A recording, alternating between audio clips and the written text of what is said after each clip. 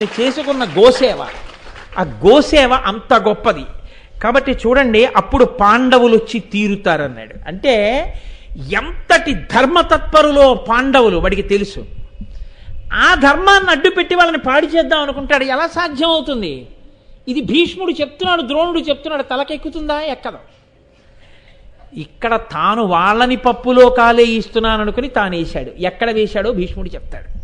కాబట్టి ఇప్పుడు వీళ్ళందరూ కూడా దక్షిణ గోగ్రహణానికి ఉత్తర గోగ్రహణానికి సమాయత్తం అవుతున్నారు. వేగుల వార్తలు అందే లోప సైన్యాలు వెళ్ళిపోవాలన్నాడు. అంటే విరాట్రాజు ఆలోచించుకునే సమయం ఉండకూడదు, వెళ్ళిపోవలసిందే. ఉత్తర క్షణం బయలుదేరడి దుశ్శాసన, నువ్వు ఈ కదలికలన్నీ నువ్వు కదిలెట్టి చూడు సైన్యాలన్నాడు. ఇప్పుడు ఇక ఉత్తర గోగ్రహణం దక్షిణ గోగ్రహణం ప్రారంభం కాబోతున్నాయి. పతాక స్థాయి సన్నివేశం, అత్యద్భుత ఘట్టం విరాట పర్వంలో. ఇందులో మీరు చూడాలి, ద్రౌపదీదేవి ఇచ్చిన మాట ఎలా నెరవేరుతుందో, ఈశ్వరానుగ్రహం ఎలా వస్తుందో, ధర్మరాజు గారు ఎలా ప్రవర్తిస్తాడో, ఎలా ఈ దక్షిణ గోగ్రహణం ఉత్తర గోగ్రహణం జరుగుతాయో, ఎలా అజ్ఞాతవాసం పూర్తవుతుందో, ఎంత గొప్పగా విరాట పర్వాన్ని పూర్తి చేస్తారో తిక్కన సోమయాజి మీరు రాబోయేటటువంటి కొద్ది రోజుల్లో అవధరించి సంతోషిద్దురు. కానీ ఇక ఇప్పుడు దక్షిణ గోగ్రహణం చేయడానికి సూర్యాస్తమయం అయిన తర్వాత యుద్ధానికి వెళ్ళకూడదు. కాబట్టి రేపు మళ్ళీ ప్రారంభం. అంటే పగల మొదలెడతావా అనుకోకండి, మనకది పగలతో సమానం. ప్రారంభం.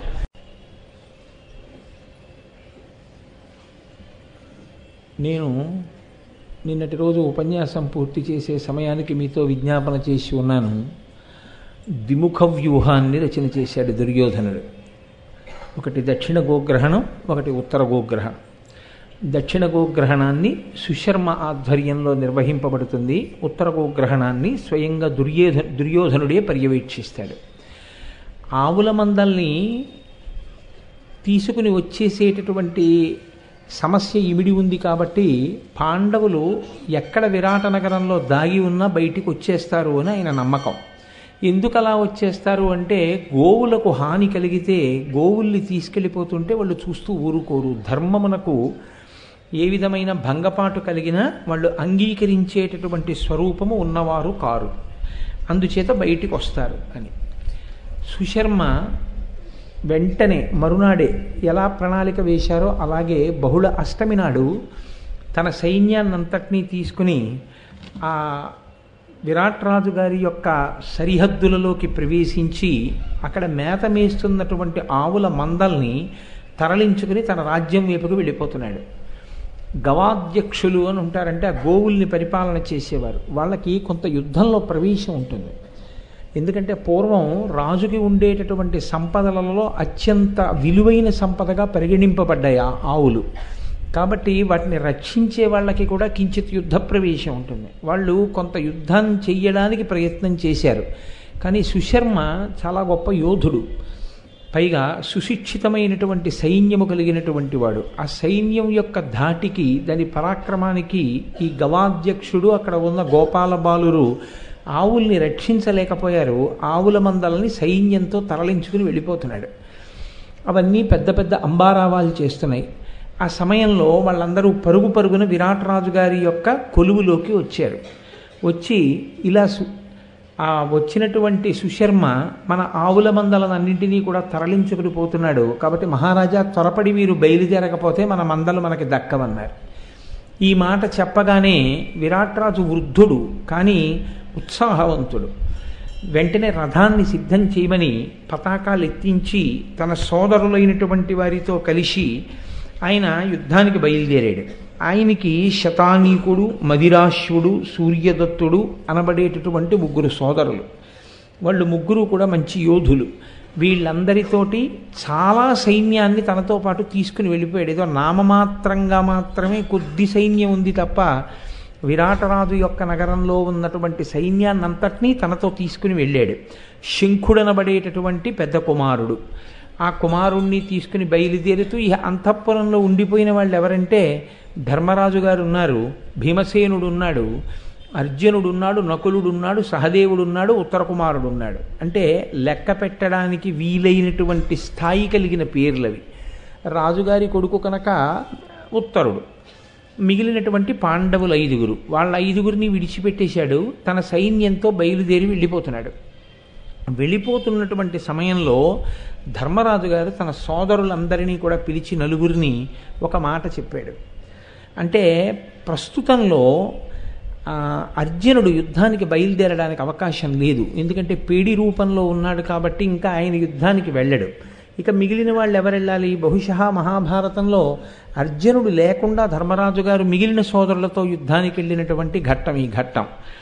కాబట్టి ఆ మిగిలినటువంటి భీమసేనుణ్ణి, నకులుణ్ణి, సహదేవుణ్ణి తీసుకుని తాను కూడా యుద్ధానికి బయలుదేరాలనుకున్నాడు. కానీ విరాట్ రాజు యుద్ధానికి పిలవలేదు. మీరు రండి, మీరు కూడా నాతో పాటు యుద్ధం చేద్దురు కానీ అని అడగలేదు. తాను సైన్యాన్ని తీసుకుని వెడుతున్నాడు.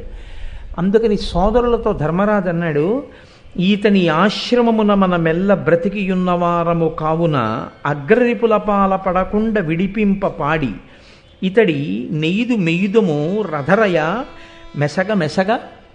మనం ఇతని ఉప్పు తినున్నాం, పైగా ఇతని యొక్క ఛత్రఛాయల్లో మనం ఉండడం చేత మన అజ్ఞాతవాస ప్రక్రియ భంగపాటు పడకుండా ఇంతవరకు చక్కగా భద్రంగా క్షేమంగా పూర్తయిపోయింది.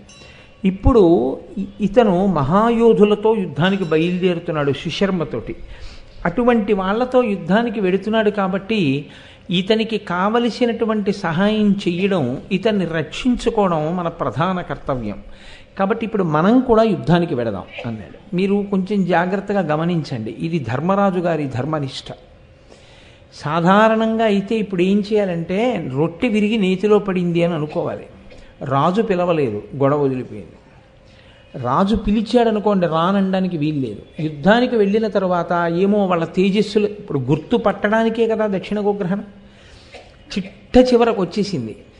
ఎవరు గుర్తు పెడతారో ఏమో, ఎందుకు వచ్చింది, రాజు పిలవలేదు, గొడవ వదిలిపోయింది. ఏదో ప్రశాంతంగా హాయిగా అంతఃపురంలోనే గడిపేస్తే ఏ ఇబ్బంది లేకుండా పూర్తవుతుంది. కాబట్టి అలాగే ఉండండి అనాలి. కానీ ఆయన అలా అనలేదు.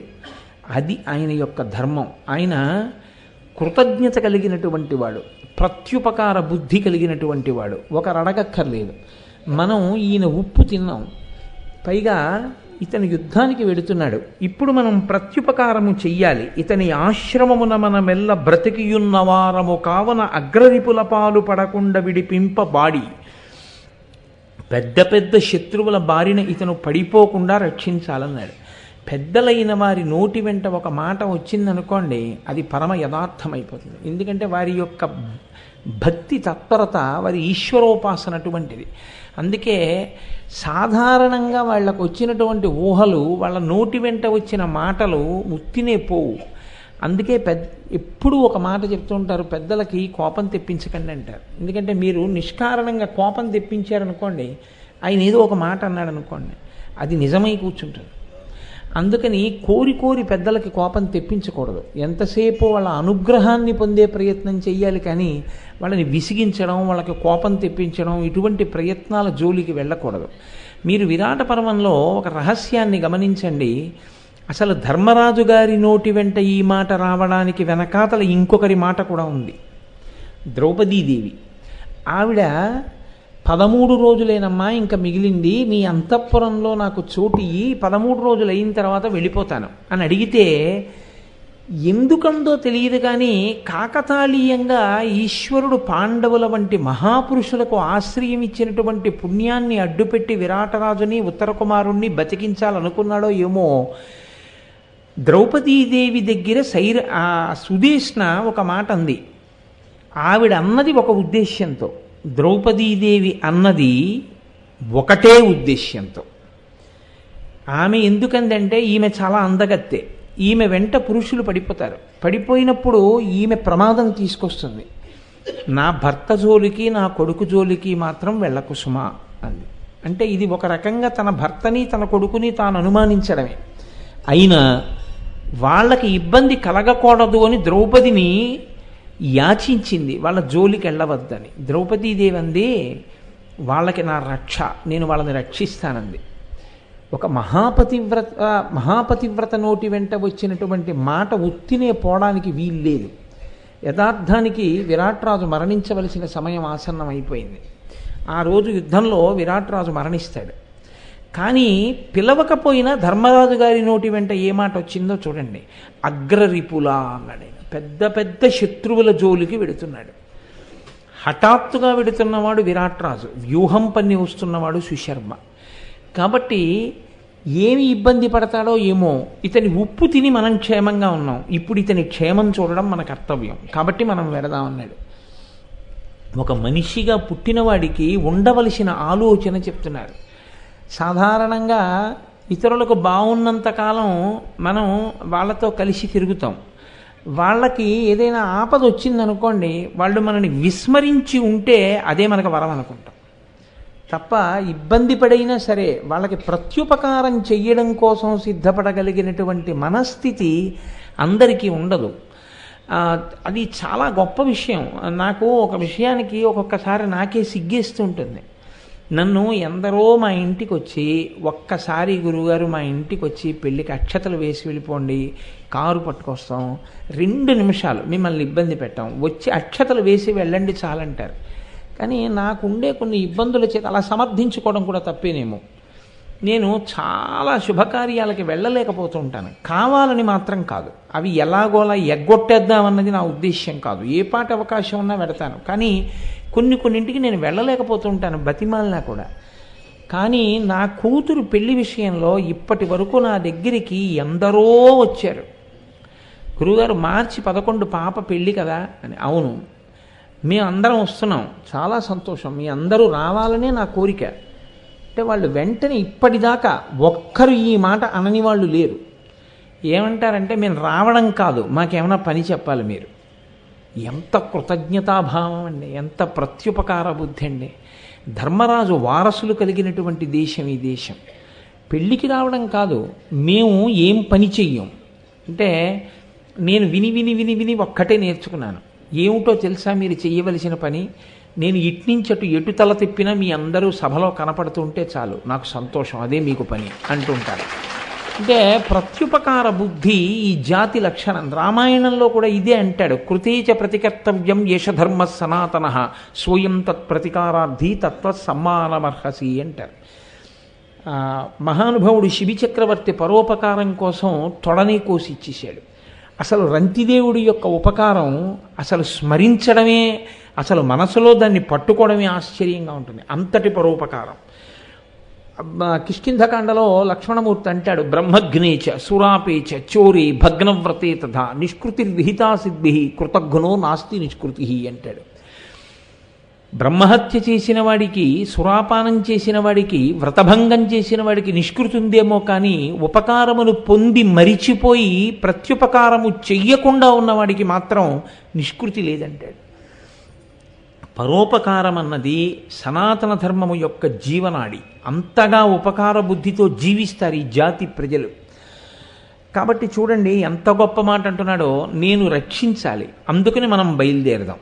ఇది యథార్థం. ఎందుకు వచ్చిందో తెలియదు ధర్మరాజు గారి నోటి వెంట. ఆఖరణ పాండవులు జోక్యం చేసుకుని ఉండకపోతే విరాటరాజు తిరిగి వచ్చేవాడు కాదు ఇంటికి.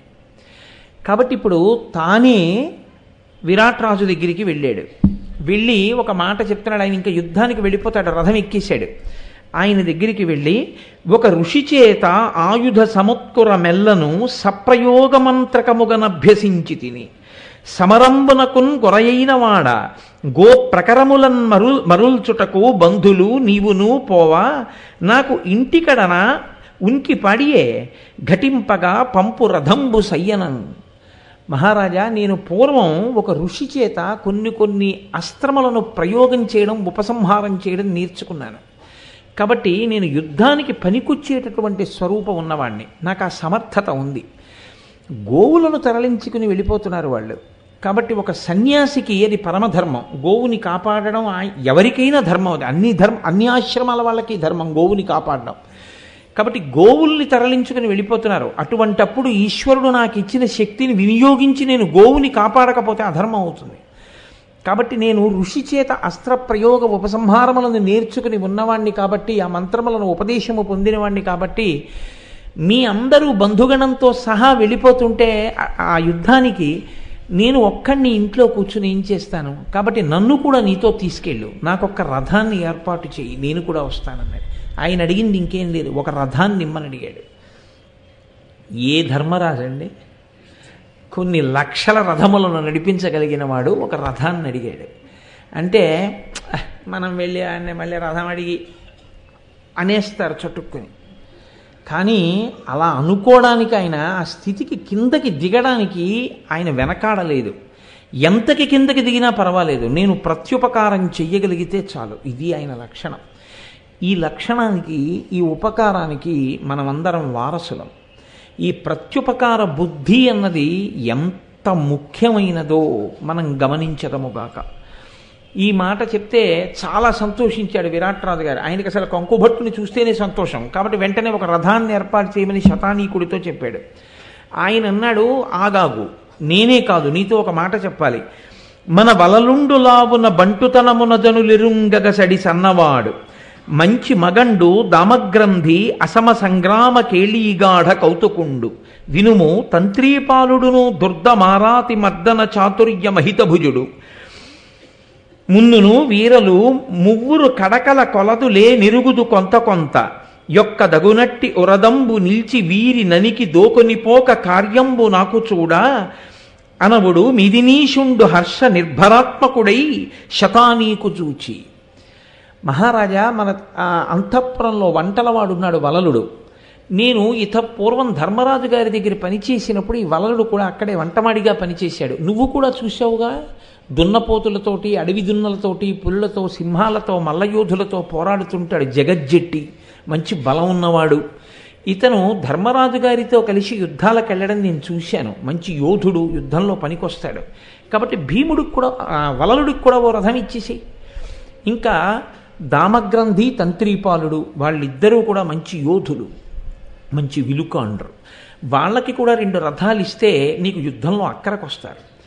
ఈ మాట అనేటప్పటికీ విరాట్రాజు చాలా సంతోషించాడు. ఎందుకో తెలుసా అండి, ఉన్న బలం అంచనా వేసుకుని తీసుకెళ్ళడానికి వీలు లేని స్థితిలో రథం ఎక్కినవాడు విరాట్రాజు.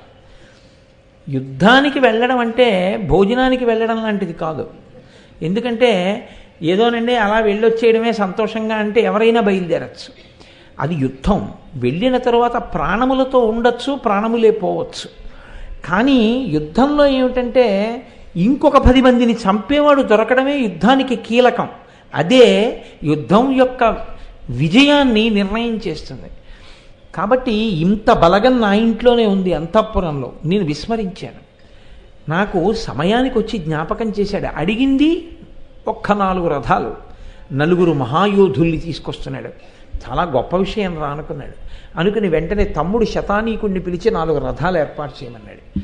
4కి 4 రథాలు ఇచ్చారు, ధనస్సులు ఇచ్చారు, ఆ తర్వాత బాణాలు ఇచ్చారు, గదలు ఇచ్చారు, తోమరములు ఇచ్చారు, అన్నీ ఇచ్చారు. ఆ రథాలు ఎక్కారు. విరాట్ రాజు గారితో పాటుగా యుద్ధానికి బయలుదేరారు. వెళ్ళి అక్కడ బ్రహ్మాండమైనటువంటి యుద్ధం ప్రారంభమైంది. ఎదురు చూస్తున్నది అందుకేగా. కేవలం గోవుల్ని మరల్చుకుని వెళ్ళిపోవడం ప్రయోజనమైతే గోవుల్ని మరల్చుకుని వెళ్ళిపోతారు. కాదు, పాండవులు బయటపడాలి. పాండవులు బయటపడాలంటే ఎవరైనా వచ్చారా అటువంటి యోధులు వెతుకుతున్నాడు. ధర్మరాజు చాలా దీర్ఘదృష్టి కలిగిన వాడు. బలం ఉంది కదా అని 4 సుశర్మని మట్టు పెట్టడం 2 నిమిషాల పని. కాబట్టి ముందు విరాట్రాజు కన్నా భీముణ్ణి విడిచిపెట్టేస్తే చాలు, సుశర్మ చచ్చిపోతాడు, ఆవులు వచ్చేస్తాయి. కానీ అనుమానం వచ్చేస్తుంది, ఉన్నారు 4 అని. కాబట్టి ఆయన ఏం అనలేదు, ఊరుకున్నాడు. యుద్ధం జరుగుతోంది. వీళ్ళు 4 ఎక్కడో ఉన్నారు. వాడు బాణం ఇస్తే వీళ్ళు బాణం, వాడు కత్తెట్టి కొడితే వీళ్ళు కత్తెట్టి కొట్టడం, అంతవరకే. అంతకన్నా ఎక్కడ పౌరుష ప్రతాపాలు చూపించలేదు కాబట్టి గుర్తింపబడలేదు. యుద్ధంలో ఎప్పుడు తెలుస్తుందండి యోధులు వచ్చేసారు, పాండవులు ఉన్నారని అనుమానం ఎప్పుడు వస్తుంది? పాండవుల స్థాయి యుద్ధం జరిగితే. లేకపోతే వాళ్ళు ఎవరు లేరండి, మామూలుగానే జరుగుతోంది యుద్ధం అంటాం కదా. అందుకని మామూలుగానే యుద్ధం జరగనిచ్చాడు. అవసరం పడితే అప్పుడు జోక్యం చేసుకోవాలి. ఆ అవసరం పడలేదనుకోండి, ఊరుకుంటాడంతే. అవసరం పడుతోందా అన్న దాని మీద మాత్రం కన్నేసి ఉన్నాడు ధర్మరాజు. ఆ పని మాత్రం భీముడు, నకులుడు, సహదేవుడు చేయరు. ఇది ధర్మం అంటే. అన్నయ్య చూస్తాడు ఆ విషయం. అన్నయ్య చెప్తాడు, పిలిచి, ఒరేయ్ మీరు వెళ్ళి వాళ్ళని లాగిబారేయండి అన్నాడు అనుకోండి. అప్పుడు వెళ్తారు వాళ్ళు. అప్పటి వరకు వాళ్ళు వెళ్ళరు. వాళ్ళు ఏదో మామూలు యుద్ధం చేసుకుంటూ పోతున్నారు.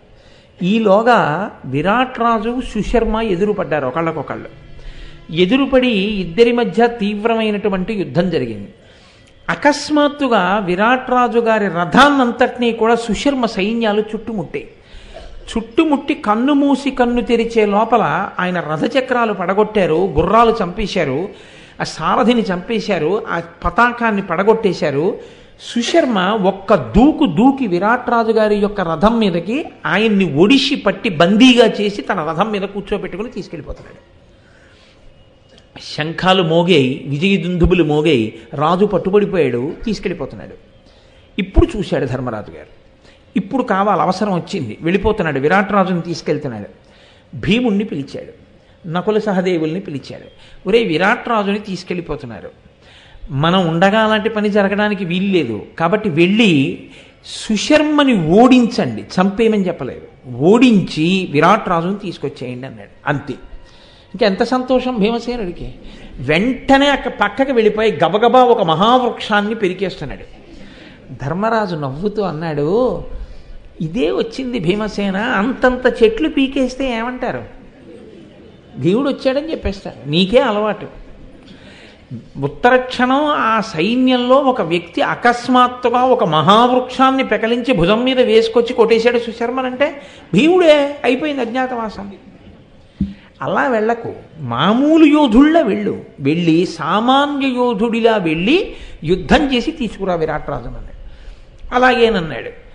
నకుల సహదేవులు ఇద్దరూ భీమసేనుడి యొక్క రథచక్రాలకి రక్షకులుగా ఉండగా సుశర్మ మీదకి వెళ్ళాడు యుద్ధానికి. వెళ్ళి సుశర్మతో యుద్ధం చేస్తుంటే విరాట్ రాజు గారు అదును చూసి వృద్ధుడైన మంచి ఉత్సాహవంతుడు ఆ రథం నుంచి కిందకి దూకి ఆ రథంలో గద తీసి సుశర్మని కొట్టాడు. ఈలోగా భీమసేనుడు సుశర్మని ఓడించి పెడరెక్కలు విరిచి కట్టేశాడు. ఉత్తర క్షణంలో మారిపోయింది సన్నివేశం. అప్పటి వరకు సుశర్మ రథం మీద బంధీకృతుడైనటువంటి విరాట్ రాజు 2 నిమిషాల్లో విరాట్ రాజు గారి రథం మీద బంధీకృతుడైనటువంటి సుశర్మ. అయిపోయింది యుద్ధం. భేరీలు మోగించారు, శంఖాలు అప్పటికి 10 నిమిషాల ముందు వాళ్ళు మోగించారు, 10 నిమిషాల తర్వాత వీళ్ళు మోగించారు, తీసుకెళ్ళిపోతున్నారు సుశర్మని. అంతే, ఎక్కడ సైన్యం అక్కడ అయిపోయింది. ఇంకేమిటి, రాజు పట్టుబడిపోయాక అయిపోయింది యుద్ధం. ఇప్పుడు ముందు గోవుల మందల్ని మరల్చి రాజ్యంలోకి పంపించేసేయండి విరాట్ నగరానికి అన్నారు. ఆవుల మందలన్నీ వెనక్కి వెళ్ళిపోయారు తమ రాజ్యంలోకి. వెళ్ళిపోయిన తరువాత ధర్మరాజు గారు వచ్చారు. విరాట్ రాజు ధర్మరాజు వంక చూశాడు.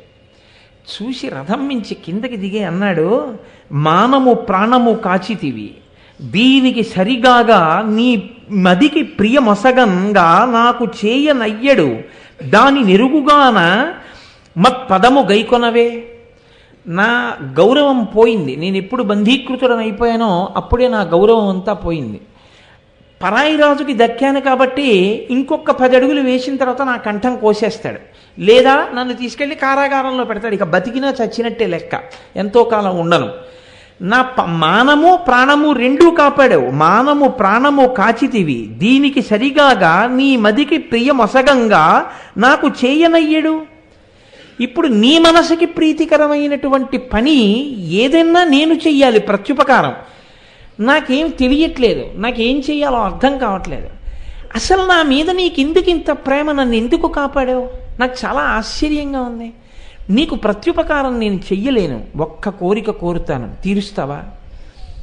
విరాట నగరానికి వెళ్ళగానే నీకు పట్టాభిషేకం చేసేస్తాను, నువ్వు కూర్చో సింహాసనంలో, నీ పాదములొత్తుతూ నేను సేవ చేస్తానన్నాడు. విరాట్ రాజు అంత పెద్ద మనసున్నవాడు, ఆయనకి ఆ పెద్ద మనసు ఉంది, లేకపోతే విరాట్ రాజు గారి కొలువులోకి వెళ్ళడానికి ధర్మరాజు అంగీకరించాడు. అని ఒడలు సిరియును నాకు నీ యొసగినవి యకాన తగ సమర్పించదా, కరుణ నీవు సమ్మతించి ఈ మత్స్యదేశంబు కావు పంచి పనిగొని నన్ను రక్షించుకొనుము. ఈ రాజ్యంలో ఉన్నటువంటి సిరి సంపద సమస్తం నీదే. లేకపోతే ఇవాళ గోవులు ఎత్తుకుపోయారు, విరాట్ రాజు ఏం చేస్తాడు? విరాట్ రాజును పట్టుకెళ్ళిపోయారు.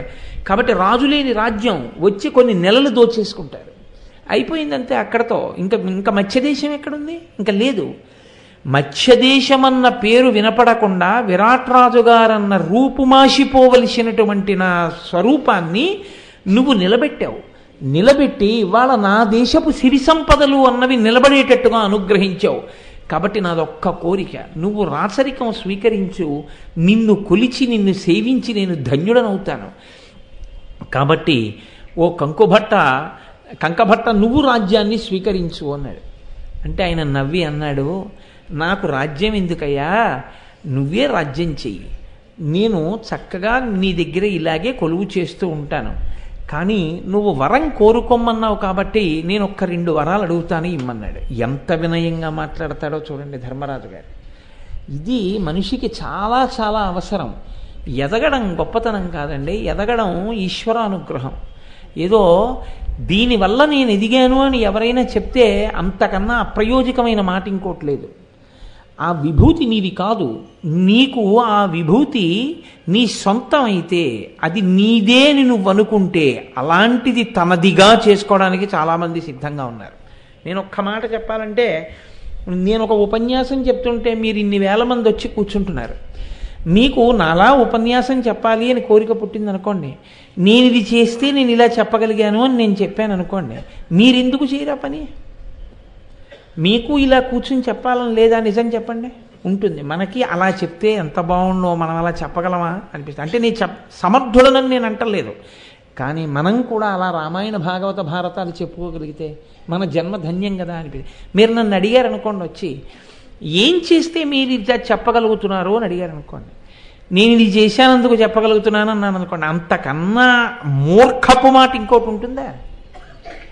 అప్పుడు ఎంతమంది కోటేశ్వరరావులైనా తయారవచ్చు, ఎంతమంది మహాత్మా గాంధీలైనా తయారవచ్చు, ఎంతమంది నెహ్రూలైనా తయారు కావచ్చు, ఎంతమంది పికాసోలైనా తయారు కావచ్చు, ఎంతమంది ధర్మరాజులైనా తయారు కావచ్చు. కాదు, నేను తయారవడానికి నేను చేసినదన్నదేం లేదండి, నాది అన్నదేది లేదు, కేవలము ఈశ్వర కృపచేత నేను 4 మాటలు చెప్పుకోగలుగుతున్నాను అని నేను అన్నాను అనుకోండి, అది సత్యం తప్ప ఇది నాదని నేను ఏదైనా కారణం చెప్పగలిగాను అనుకోండి, అంతకన్నా అబద్ధం, అంతకన్నా అహంకారానికి మూలం ఇంకొకటి లేదు. భూమి పల్లంగా ఉన్నంతసేపే నీరు వచ్చి నిలబడుతుంది. నువ్వు ఇలా తల ఉంచితేనే ఈశ్వరానుగ్రహం నీకు కలుగుతుంది. స్విచ్ అయినా కిందకేస్తేనే లైట్ వెలుగుతుంది, పైకేస్తే లైట్ ఆరిపోతుంది. ధనస్సు అయినా వంగితేనే ప్రత్యర్థిని కొడుతుంది, ధనస్సు పైకి లేస్తే ఇక కొట్టలేదు. గడ్డి పరకైనా వంగితేనే వరదలో కొట్టుకుపోకుండా నిలబడుతుంది. ఏదైనా వంగడంలో గొప్పతనం ఉంది, నిలబడ్డంలో పడిపోవడం ఉంది. ఇది మనకి సనాతన ధర్మం నేర్పుతుంది. ఇంత రక్షించగలిగిన ధర్మరాజు తాను వినయంతో ప్రార్థన చేశాడు తనకి ఒక 2 కోరికలు తీర్చమని. ధర్మరాజే అంత వినయంగా మాట్లాడితే నీకేమి వినయంగా నిలబడి మాట్లాడడానికి, నీ స్థితిని నువ్వు గుర్తిరిగి ఒకరి ముందు నువ్వు వినయంగా నిలబడి మాట్లాడడానికి నీకేమిటి కష్టం? అయిన దానికి కాని దానికి ఏదో ఒక విభూతి జ్ఞాపకానికి వచ్చేసి నేను ఇంతవాణ్ణి నేను అంతవాణ్ణి అని అపోహ పెంచేసుకుని నువ్వు ఎవరితో కలవలేక ఎప్పుడూ నేను గొప్పవాణ్ణి అనేటటువంటి ఒక గోరోచనంతో అలాగే జీవిస్తూ ఆ అహంకారంతో పడిపోవడం వల్ల వచ్చేటటువంటి ప్రయోజనం ఏమిటి? నాదన్నది ఏదైనా ఉంటే ఈశ్వరుడు ఇచ్చిందన్న ఒక్క మాట అంటే ఇంక నీదేం లేదు కాబట్టి నువ్వు తలంచడానికి ఏమీ అడ్డురాదు. నీదన్నది ఒకటి ఉందనుకున్న నాడే నువ్వు తలంచడానికి ఇబ్బంది వస్తుంది కదా. అది మనకి భారతం నేర్పుతుంది. అలా ఉంచాడు కాబట్టే ధర్మరాజు అంత గొప్పవాడయ్యాడు. నేను అడిగే 2 వరాలు, ఒకటి సుశర్మని విడిచిపెట్టేసేయమన్నాడు, మనం తీసుకెళ్ళద్దు. ఇప్పుడు తీసుకువెడితే త్రిగర్త దేశం విరాట్ రాజుకు చెందుతుంది, ఎందుకంటే రాజుని ఓడించాడు కాబట్టి ఆ రాజ్యం ఈయనకి కలిసిపోతుంది. ఆయన కట్టుకున్నది ఏమిటి? కాషాయం, సన్యాసి వేషంలో ఉన్నాడు.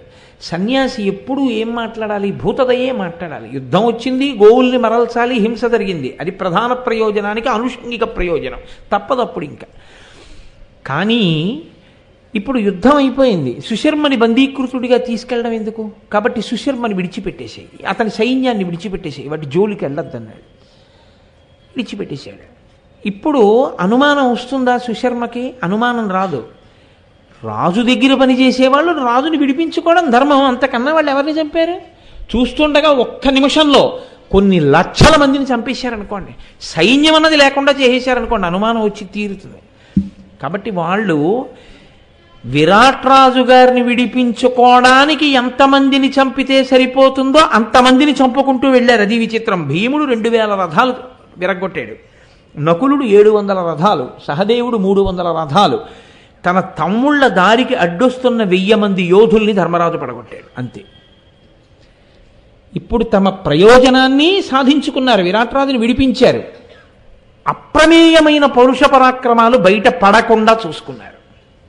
ఇది చాలా కష్టం.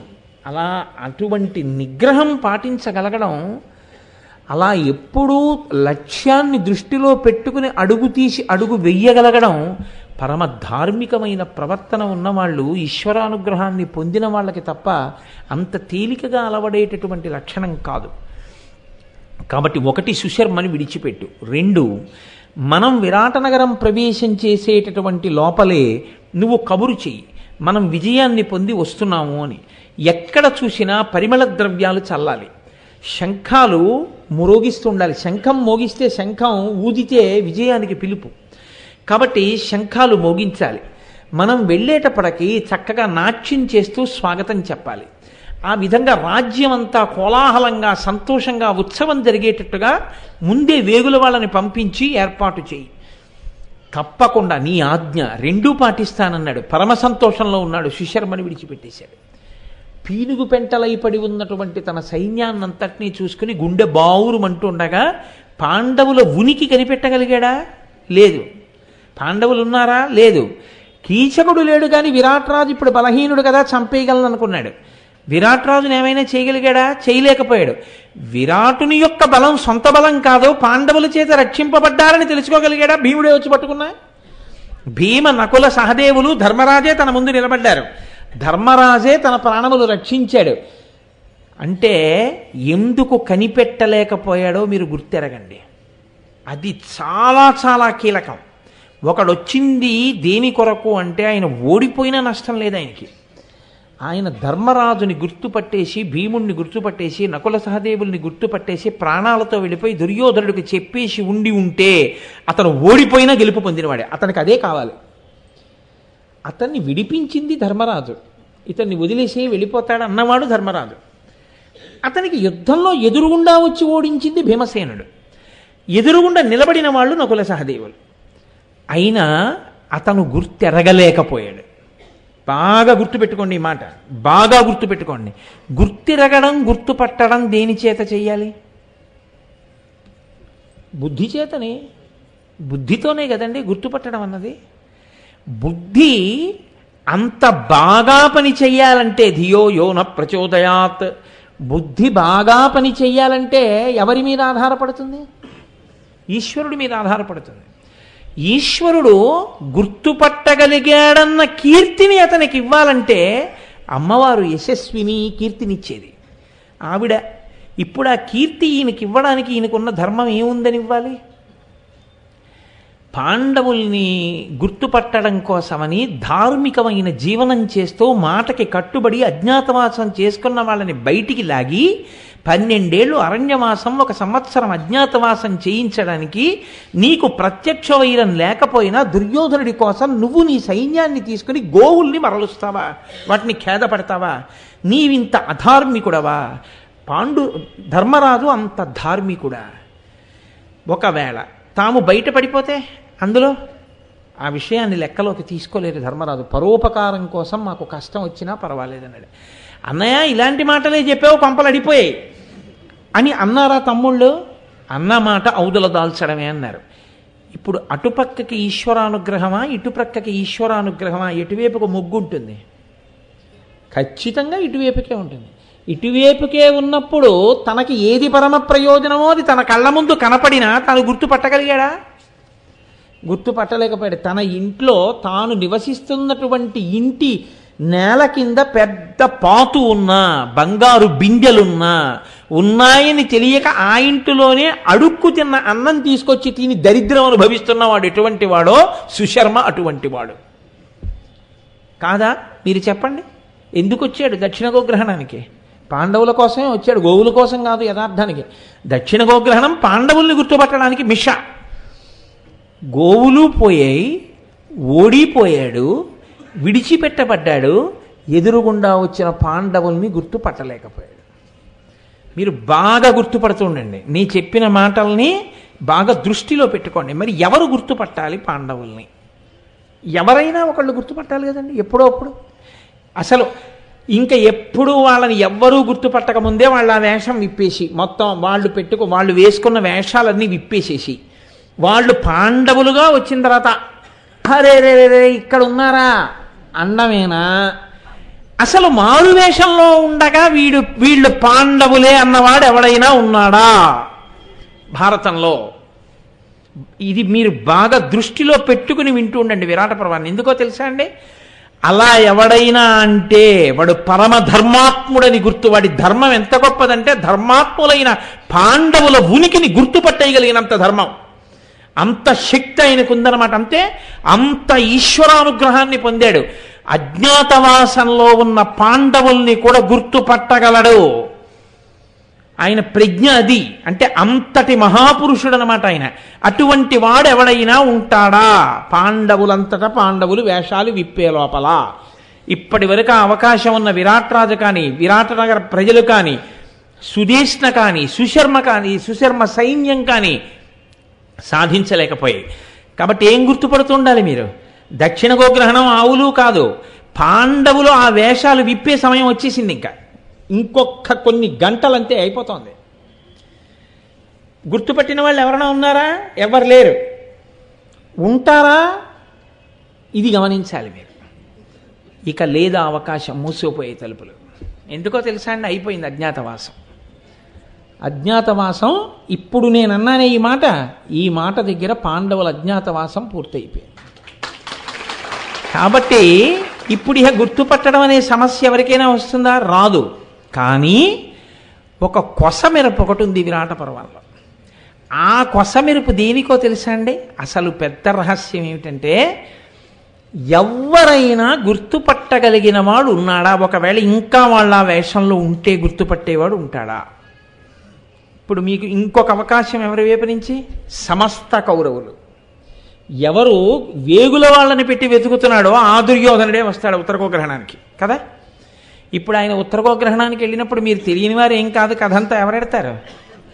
అర్జునుడు ఎడతాడు. అర్జునుణ్ణి పసిగట్టలేకపోవడం అన్నది ఉండదు. విరాట్రాజు అంతటి వాడు పసిగట్టేశాడే. మీకు మొట్టమొదటి రోజు ఉపన్యాసాల్లో నేను చెప్పా, ఇవి తీసేసి ఇవి కలిపితే నువ్వెవరో మహాయోధుల్లో ఉన్నావన్నాడు.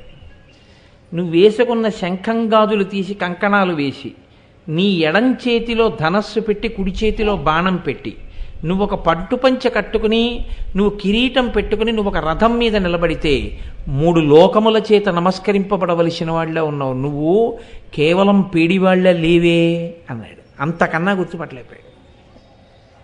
ఇంత తేజస్సు ఉన్నప్పుడు మరి కౌరవులు గుర్తుపట్టాలి కదండి అర్జునుడు ఈయనేనని. ఎవడు వెతికిస్తున్నాడో వాడి కర్మ వాడన్నా గుర్తుపట్టద్దు దుర్యోధనుడు. వచ్చింది అనుమానపు చూపుల కోసం కదా. అటువంటి వాడి ఎదురుగుండా ఉత్తరగోగ్రహణంలో అర్జునుడు వస్తే గుర్తుపట్టలేకపోయాడు.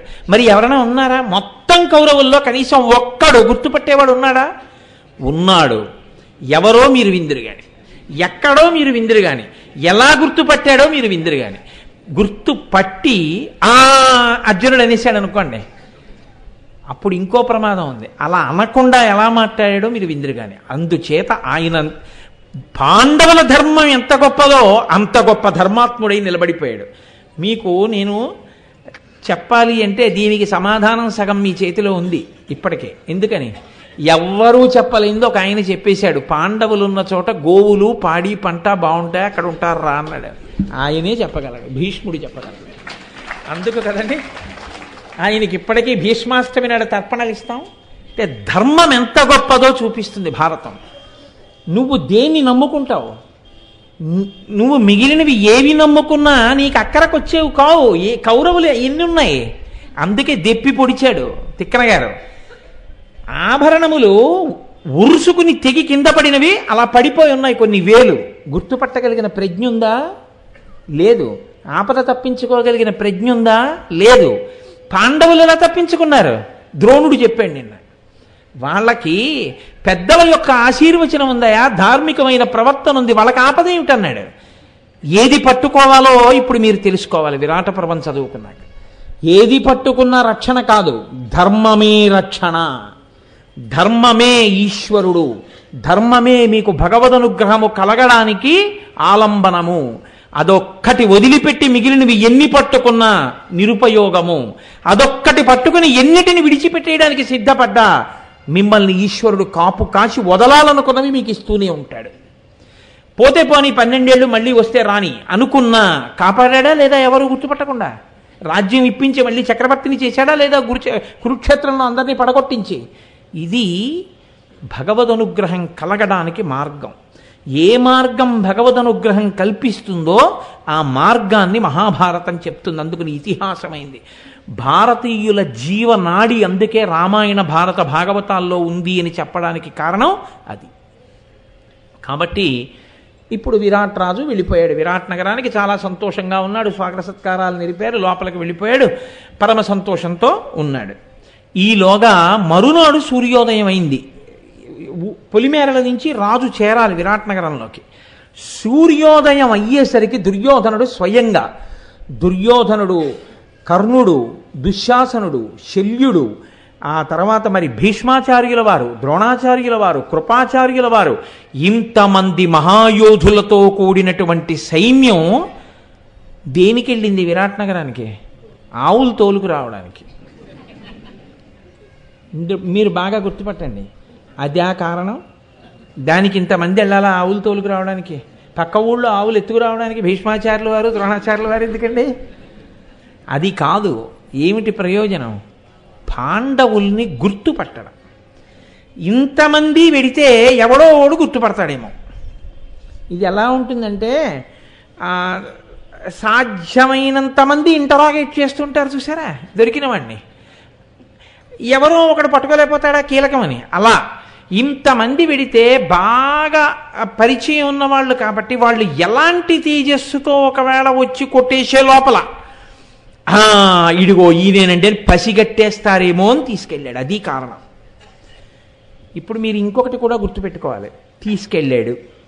తీసుకెడితే ఇందులో పాండవుల క్షేమం కోరేవాళ్ళు కొందరున్నారు. దుర్యోధనుడి యొక్క లక్ష్యమే వాడి క్షేమమే కోరేవాళ్ళు కొందరున్నారు. కానీ ఇద్దరూ దుర్యోధనుడి వెంటే ఉన్నారు. ఎందుకుంటారంటే వాళ్ళ ధర్మం వాళ్ళది. అందుకని వెళుతున్నారు. అన్నం ఇక్కడ తిన్నానని వెళ్తున్నారు అంతే. కానీ వాళ్ళు లోపల ఎవరి పట్ల మక్కువ? ధర్మం పట్ల మక్కువ. పాండవులంటే కాదు, వాళ్ళు ధర్మంతో ఉన్నవాళ్ళు. వాళ్ళని మనం కష్టపడితే ధర్మానికి కష్టపెట్టినట్టుని. అలాంటి వాళ్ళలో అగ్రగణ్యులు ఎవరు? పాండవ పక్షపాతం ఉన్నవాళ్ళు భీష్మ ద్రోణులు. ఎంత వెర్రివాడో అంటే, వెర్రివాడంటే అమాయకుడని మీరు అనుకోకండి. 1000 కళ్ళతో భీష్మద్రోణుల్ని చూస్తుంటాడు. ఎందుకో తెలుసా అండి? వీళ్ళిద్దరే బాగా గుర్తుపెట్టేస్తారని. ఒకరు తాత, ఒకరు గురువు. బాణం ఎక్కువ పెట్టడంలో గుర్తుపెడతాడు ద్రోణాచార్యుల వారు. కదలిక అడుగులు తీసి అడుగులు వేస్తే చేతులు కదిపితే గుర్తుపట్టేస్తాడు తాతగారు. ఎందుకనంటే తాతగారికి తెలియదండి చిన్నప్పటి నుంచి పిల్లవాడి ప్రవర్తన. ఇలా చూసి ఆ నడిచేటప్పుడు కొద్దిగా ఎడం చేతి వైపుకి వంగి విసురుందంటే వాడు మామనవాడే. వాడు ఇలా తిన్నగా నడవడు. కొద్దిగా ఎడం పక్కకు వంగిన విసురు ఉంటుంది ఆ నడకలో. అది మా మనవడిదంటాడంతే. మీరు తప్పించుకోలేరు. ఇంకా ఇద్దరినీ పెట్టి ఇద్దరి పక్కనే నించున్నాడు. ఎందుకో తెలుసా అండి? ఆయన అనుమానం ఏమిటంటే పక్షపాతం చెప్పరు, కానీ పొంగు వచ్చినప్పుడు ఇద్దరు మాట్లాడుకుంటాడు. అడుగుడు అర్జునుడు వచ్చాడని మనం వినొచ్చని. అందుకని వాళ్ళల్లో వాళ్ళకి ఇన్ని అనుమానాలు ఉన్నాయి. కలిసికట్టుతనం లేదు, ఉన్నట్టు కనపడ్డా. అవతల వైపు దెబ్బలాడుకుంటున్నట్టు కనపడ్డా, మాట వినడేమో అనిపించిన కలిసికట్టుతనం వాళ్ళకుంది. ఎక్కడ ఐకమత్యత ఉందో అక్కడ విజయం. ఎక్కడ ఐకమత్యం ఉన్నట్టు కనపడి కొట్టుకు చస్తుంటారో అక్కడ అపజయాలే ఉంటాయి. కాబట్టి ఇప్పుడు ఆయన సూర్యోదయం అయ్యేసరికి తన సైన్యంతో వెళ్ళాడు. వెళ్ళి మిష ఏం చెయ్యాలి? ఆవుల్ని తోలుకెళ్ళిపోతే వచ్చేస్తారు పాండవులు. అది ఆయన లక్ష్యం. అంతేగాని గబగబా ఆవులట్టు ఇంటికి వెళ్ళిపోవడం కాదు. తోలుకుంటూ వెడుతూ అలా మెల్లగా తీసుకెళ్తూ ఏదో సైన్యానికి ఆవులను అప్పచెప్తాడు. రే తోలుకెళ్ళంటారా అంటాడు అంతే. నిజానికి తన ఆవుల కోసం వెడితే తన ఆవులు వెంట తీసుకొని పరిగెత్తుకుంటూ పోవాలి. అయిపోయింది కాబట్టి పని అదే. అందుకే వచ్చాడు, ఆవుల కోసం వచ్చాడు. దిక్కుమాల దుర్యోధనుడికి వచ్చిన దరిద్రం అది ఏమన్నా కాదు. పాండవుల కోసం చూడాలి. ఆవుల్ని ఎత్తుకెళ్ళిపోతే ఎలాగా? ఆవుల్ని ఎత్తుకెళ్ళాలి. గవాధ్యక్షుడు వెళ్ళి అంతఃపురంలో చెప్పాలి. ఇంకా పాండవులు ఒకవేళ ఇక్కడ ఉండిపోతే వేగుల వల్ల కబురు వచ్చేస్తుంది. సుశర్మ దగ్గర లేరు కాబట్టి ఇక్కడే ఉన్నారు. అనుమానం ఏమిటి? ఇప్పుడు వచ్చేయాలి బయటికి. ఎందుకంటే గోవుల్ని తీసుకెళ్తున్నాడు కాబట్టి వచ్చేస్తారు బయటికి. కాబట్టి ఇప్పుడు ఇది చాలా కీలకం ఉత్తరగోగ్రహణం విరాట పర్వంలో. ఎవరికి? దుర్యోధనుడికి. పాండవులకు కాదు. ఎందుకని? అజ్ఞాతవాసం అయిపోయింది వాళ్ళకి. లెక్క తప్పు కట్టుకున్న దుర్యోధనుడికి టెన్షన్ ఏమో కానీ వీళ్ళకేమీ టెన్షన్ లేదు ఇంకా. ఎందుకంటే వీళ్ళకి అయిపోయింది అజ్ఞాతవాసం. లెక్క చెప్తారంతే అనుమానపడితే. కాబట్టి ఇప్పుడు సైన్యం అంతటితో వచ్చాడు. గోవుల్ని తరలించేస్తోంది సైన్యం. ఏదో ఆ గమాధ్యక్షుడు 4 బాణాలు వేసాడు పాపం. ఆయన మాత్రం ఏం చేస్తాడు? అసలు ఆ పతాకాల వంక చూసేటప్పటికే హడిలిపోయాడు. హడిలిపోయి పరుగున అంతఃపురానికి వచ్చాడు. అంతఃపురానికి వస్తే అక్కడ ఉన్నవాడెవరు? విరాట్రాజు లేడు, పాండవులు లేరు, సైన్యం లేదు. ఉన్నది అంతఃపుర స్త్రీలు ఉన్నారు, ఎవరో కొద్దిమంది సైనికులు ఉన్నారు. వాళ్ళు ఎవరో పాపం చాలా తక్కువ స్థాయి ఉన్నవాళ్ళు. వాళ్ళు ఉత్తర కుమారుడు ఉన్నాడు. ఉత్తర కుమారుడు ఎవరు? మీరు అలా గబుక్కుని అనేస్తారు, నాకు తెలుసు. మిమ్మల్ని అడిగితే ఏమంటారంటే ప్రగల్భాలు పలుకుతాడండి అంటారు. అలా అని సైన్యానికి తెలుసా? తెలియదు. ఎందుకో తెలుసా అండి? ఎప్పుడూ ఏం మాట్లాడతాడంటే నేనెంత వాడినో తెలుసా, చీల్చేస్తా, పొడి చేస్తా, భీష్ముణ్ణా ఒక్క బాణంతో కొట్టేస్తానంటాడు. ఏది అవకాశం వస్తే కదా, వస్తే చూపిద్దును. ఏది అవకాశం లేదు మనకి, అదే పెద్ద బాధ అంటుంటాడు. కాబట్టి ఏమనుకుంటారంటే ఓహో అనుకుంటారు. రెండోది ఏమిటంటే విరాట్ రాజు గారు కూడా అలాగే పొగుడుతాడు. ఆయన పేరేం పెట్టుకున్నాడో తెలుసా అండి? ఈ పృథివీ మండలాన్నంతటినీ జయించగలిగిన వాడు ఉత్తరుడని పేరెట్టుకున్నాడు ఆయన. పృథివీంజయుడో ఏదో పెట్టుకున్నాడు ఆయన పేరు. అంత గొప్ప పేరు. కాబట్టి ఇప్పుడు ఆయన నమ్మకం ఏమిటి పాపం ఆ వెర్రేడికి? ఆయనకి ఏం తెలుస్తుంది? ఆయన అంతటి వాడే అనుకున్నాడు. రోజు అలా బాణాలు వేయగలడా చూస్తాడు. ఇవన్నీ ఆవులు కాసుకునే వాళ్ళు చూస్తారండి ఉత్తర కుమారుణ్ణి. అలా చెప్తారు కాబట్టి అంత పౌరుష పరాక్రమాలు ఉన్నవాడు అనుకున్నాడు. అందుకని పరిగెత్తాడు. పరిగెత్తుకుంటూ వెళ్ళి అంతఃపురంలో ఉన్నటువంటి ఆ ఉత్తర కుమారుడి దగ్గరికి వెళ్ళాడు. ధరణీ చక్రము సంచలింపక సముద్ధంతంబులై గ్రక్కునన్ కురు సైన్యంబులు వచ్చి ముట్టుకునియన్ గోవర్గమున్ వేగమై మరలం తెచ్చుటకుం గడంగము రిపుక్ష్మాపాల లోకంబు నీ శరజాలంబు పాలుషేయము భుజోత్సాహంబు శోభిల్లగన్నన్నాడు. అంటే ఎందుకు అన్ని విశేషణాలు వేయాలి అంటే ఉత్తర కుమారుడు అంత గొప్పవాడని చెప్పాడు ఇంతకుముందు అందరూను. ధరణీ చక్రము సంచలింపగా ఈ భూమండలం అంతా అదిరిపోయేటట్టు, సముద్ధంతంబులై క్రక్కునన్ కురుసైన్యంబులు వచ్చి ముట్టుకునియన్ గోవర్గమున్ ఈ భూమండలం అదిరిపోతుందా అన్నట్టుగా వచ్చింది కురుసైన్యం. ఏం మామూలుగా రాలేదు. ఆవుల్ని ఎత్తుకుపోయే వాళ్ళు వచ్చినట్టు 50 మందో 100 మందో రాలేదు. భీష్మ, ద్రోణ, కృప, కర్ణ, దుశ్శాసన, శల్య, దుర్యోధనాదులందరూ వచ్చేశారు. పెద్ద పెద్ద రథాలు ఎక్కొచ్చారు. అది సముద్రంలో ఉంది సైన్యం. భూమి కదిలిపోయేటట్టుంది. ఆవుల్ని తీసుకుపోతున్నారు. వచ్చి ముట్టుకునియన్ గోవర్గమున్ మన ఆవులన్నింటినీ తరలించుకుపోతున్నారు. వేగమై మరలం తెచ్చుటకున్ కడంగుము నువ్వు తొందరగా మన ఆవుల్ని వెనక్కి తీసుకురావాలి. ఇప్పుడు వెళ్ళి ఆవుల్ని తీసుకొస్తే వాళ్ళే ఆవులు పడిపోతారు, మనకెందుకు ఊరుకోరు, యుద్ధం చేస్తారు. కాబట్టి వాళ్ళని ఓడించాలి. రిపుక్ష్మాపాల లోకంబుని శరజాలంబుల పాలుసేయము శత్రువులైనటువంటి వాళ్ళ యొక్క భుజపరాక్రమం అణిగిపోయేటట్టుగా నీ బాణాల దెబ్బలతో వాళ్ళని పడగొట్టు. భుజోత్సాహంబు శోభిల్లగన్ నీ భుజముల యొక్క ఉత్సాహం ఏమిటో ఇవాళ మేము చూడాలి. తేరుపుంత పంపు తెప్పింపు దృఢతనుత్రాణ ఉగ్ర చాప బాణ పూర్ణ తూణ ఘన గదాసి తోమర చక్రాదులు అనువుగా ఒనర్పు మతి రయమున. పాపం ఆయన ఆవుల్ని కాపాడేవాడు కదండి, ఆయన తొందర అయింది. అందుకని ఆయన ఎంత తొందరగా మాట్లాడేస్తున్నాడంటే తొందరగా రథం తీసుకురమ్మను, బ్రహ్మాండమైన ధనస్సు పట్టరమ్మను, కవచం తీసుకురమ్మను, గద తీసుకురమ్మను, తోమరం తీసుకురమ్మను, కత్తులు తీసుకురమ్మను, మంచి అశ్వాలు కట్టమను, పతాకాలు ఎత్తించు, ఎక్కిసేయి, రథం వచ్చేసేయి, వాళ్ళంతా నీ కోటాసలు పారేసేయి, ఆవుల్ని తీసుకొచ్చేయి, మన గౌరవం నిలబడాలి, ఆలస్యం అయితే పట్టుకుపోతారు. అంటే ఈయన ఎంత గొప్పవాడో ఆయనకి తెలియదు. అంటే అంత బాగా డబ్బులు చెప్తాడని. ఎన్నడూ కూడా అంతంత వాళ్ళ జోలికి మనం ఎక్కడ వెళ్ళగలమండి అన్నవాడు కాడు. ఎవరినైనా కొట్టేస్తానంటాడు. అంత డాబులు చెప్పేటటువంటి స్వభావం ఉన్నటువంటి వాడు ఒక్కొక్కరు. అందుకేనండి మహాభారతంలో పాత్రలతో ఇప్పటికీ లోకంలో వాడు ఉత్తర కుమారుడు అండి, వాడి మాటలు మీరు నమ్మారంటారు. ఉత్తర కుమారుడు వెళ్ళిపోలేదు. ఉత్తర కుమారుడు సజీవం. కురుక్షేత్ర యుద్ధంలో మొట్టమొదటి రోజే చచ్చిపోయాడు ఉత్తర కుమారుడు. అది విచిత్రం, శల్యుడి చేతిలో చచ్చిపోయాడు. కాబట్టి నిజానికి చాలా పిరికివాడు, ఒక రకంగా మంచి మనసు ఉన్నవాడు. ఉత్తర కుమారుడిది ఆ విషయంలో మాత్రం అలా కాదని చెప్పడానికి మనసు అంగీకరించదు. చాలా మంచి మనసు ఉన్నవాడు, కానీ విపరీతంగా ప్రగల్భాలు పలికేటటువంటి స్వభావం ఉన్నవాడు. అంటూ ఆ గోవుల్ని రక్షించి ఆయన అన్నాడు, విరటుడు నిన్ను నెప్పుడు 10,000 ముందట చెప్పు, బాహు విస్ఫురితుడు శౌర్యశాలి కులభూతి విశేష విధాయకుండు, భూభరణ విశారదుండు జనభవ్య తపప్పల సంభవుండు, కాతర పరిరక్షకుండనుచు దానికి ఈడుగ చేయుమిత్తరిన్.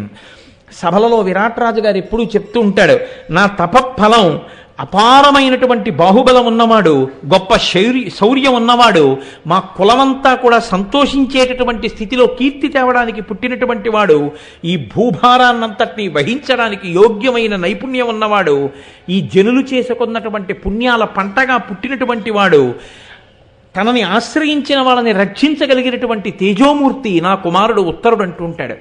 ఆ మాటలకి తగినట్టుగా వచ్చి కౌరవ సైన్యాన్ని ఓడించవయ్యా అన్నాడు.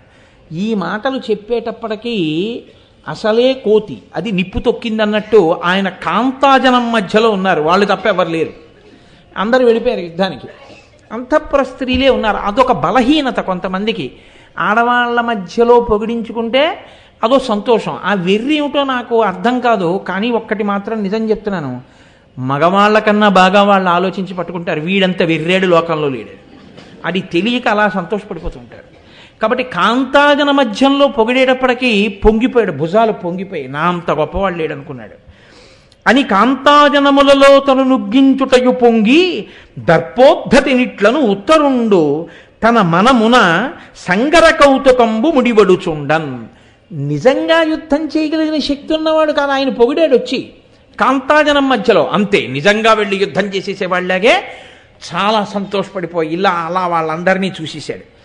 చూసేసి ఒక్కసారి అటు చూసి అన్నాడు, ఎత్తున గొందు కౌరవుల నెల్లను మార్కొని రేని గోవులందెత్తు ముహూర్త మాత్రమున తేరికి సారథి లేమి చేసి నా చిత్తమునన్ విచారదశ చెందుడు, ఎవ్వడు గల్గు నొక్కో నాకిత్తరినే కదా కడప నెంతయు నేత్తు రథం వనం పురిన్.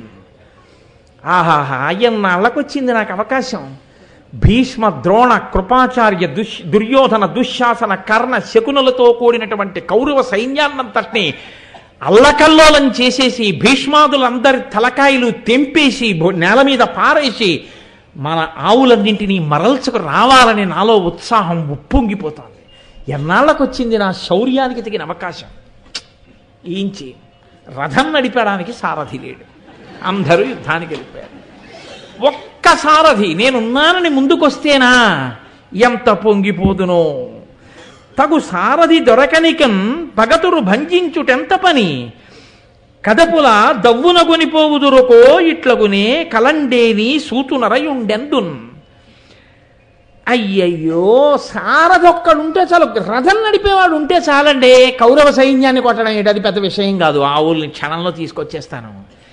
సారథి లేడు, చూడండి నా ప్రారంధం, ఇంత శౌర్యం ఉంది, ఏమి చేయలేకపోతున్నాను. అయ్యయ్యయ్యయ్యో అని పైగా అన్నాడు, కురుపతి భీష్మ కర్ణ కృప కుంభజ ముఖ్యులు మత్ సముద్యమ స్ఫురణము చూచి పార్థుడను బుద్ధి గలంగగబెట్టుగిట్టి సంగరమున నోర్చి ఏబసుల గ్రమ్మర దెరకయున్న నన్ను భూవరుడు సుహృత్యనంబు పరివారము చిత్తములందు మెత్తురే.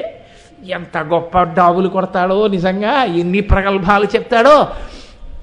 నేను వెళ్ళి 2 చేతులతో ధనస్సులో బాణాలు సంధించి కొన్ని వేల బాణాలు విడిచిపెట్టేస్తుంటే భీష్మ ద్రోణాదులు యుద్ధం చెయ్యడం తెలియక తత్తరపడిపోయి, అమ్మో పార్థుడే అనుకున్నాం, పార్థుడొచ్చాడా అని కళ్ళు విప్పి చూసి కళ్ళు నులుముకుని ఆశ్చర్యపోయేటట్టుగా కౌరవ సైన్యాన్ని చీకాకు పరిచి ఆవులు తేనా, భీష్మద్రోణాదులే తెల్లబోయేటట్టు యుద్ధం చెయ్యనా, నా ప్రారంధం కదా సారథి లేడు అనుకున్నాడు. అనుకునేసరికి అక్కడే ఉంది ఒక ఆవిడికి 2 కలిగాయిట విని. ఎవరు? విని ద్రుపద ధరణిపతి నందన సామర్షాపహాస తరళ హృదయై చని తదృత్తాంతము మెత్తని పలుకుల చెప్పే ఇంద్రతనయుని తోడం. అక్కడే తిరుగుతోంది ద్రౌపదీదేవి. ఆవిడ విని వీడి అసాధ్యం, ఎన్ని డాబులు పలుకుతున్నాడు రా, వీడు పార్థుడు అనుకుంటారా కౌరవులు వీడి యుద్ధం చూసి? ఆ పోల్చుకోవడానికి కూడా ఒక హద్దు పద్దు ఉండద్దు అని ఎవరికి చెప్పాలో వాళ్ళకి చెప్పాలనుకుంది. కానీ ఆవిడికిట 2 అభిప్రాయాలు కలిగేట. ఒకటి, విని ద్రుపద ధరణిపతి నందన అంటే ద్రుపదుని యొక్క కూతురు అయిన ద్రౌపది సామర్షాపహాస తరళ హృదయై, అమర్షము అపహాసము అంటే ఆమెకి కోపము కలిగింది, ఎగతాళి భావన కలిగింది. పోల్చుకోవడానికి కూడా హద్దు పద్దు ఉండద్దు. అర్జునుడితోట పోల్చుకోవడం అది కోపకారణమైంది. ఎగతాళిందుకు? నీ బతుకు అర్జునుడా పోలిక? భీష్మద్రోణాదులతో యుద్ధమా? పేరెత్తడానికి నువ్వు సరిపోతావా అసలు? భీష్మ ద్రోణ అన్న 2 పేర్లు చెప్పడానికి నీకు శక్తి చాలదు యుద్ధం విషయంలో. అటువంటిది ఆ పేర్లు ఎత్తడమా నువ్వు? ఇప్పుడు ఆవిడ ఏం చేసిందంటే ఆ కోపము ఎగతాళి మనసులో పెట్టుకుని అక్కడి నుంచి వెళ్ళిపోయి అర్జునుడి దగ్గరికి వెళ్ళింది. వెళ్ళి అర్జునుడితో ఈ మాటలు చెప్పింది. చెప్పేటప్పుడు ఎలా చెప్పిందో తెలుసా? మెత్తని మాటలతో చెప్పింది. ఇది పట్టుకోవాలి మీరు తిక్కన గారి హృదయాన్ని. సాధారణంగా అసహ్యము కోపము కలిగితే వెళ్ళి ఎవరితో చెప్పాలో వాళ్ళతో చెప్పేటప్పుడు అసహ్యం కోపం ద్విగుణీకృతమై చెప్తారు మాట ఎందు. వాడి బతుక్కి వాట యుద్ధం చేస్తాట, పైగా నీళ్ళ చేస్తాట, అక్కడికి వెళ్ళి చెప్తున్నాడంటారు. ఆవిడ అలా చెప్పలేదు, మెత్తని మాటలతో చెప్పిందన్నారు తిక్కన గారు. ఇది ఎక్కడి నుంచి వచ్చిందో తెలుసా అండి ఈ తేడా?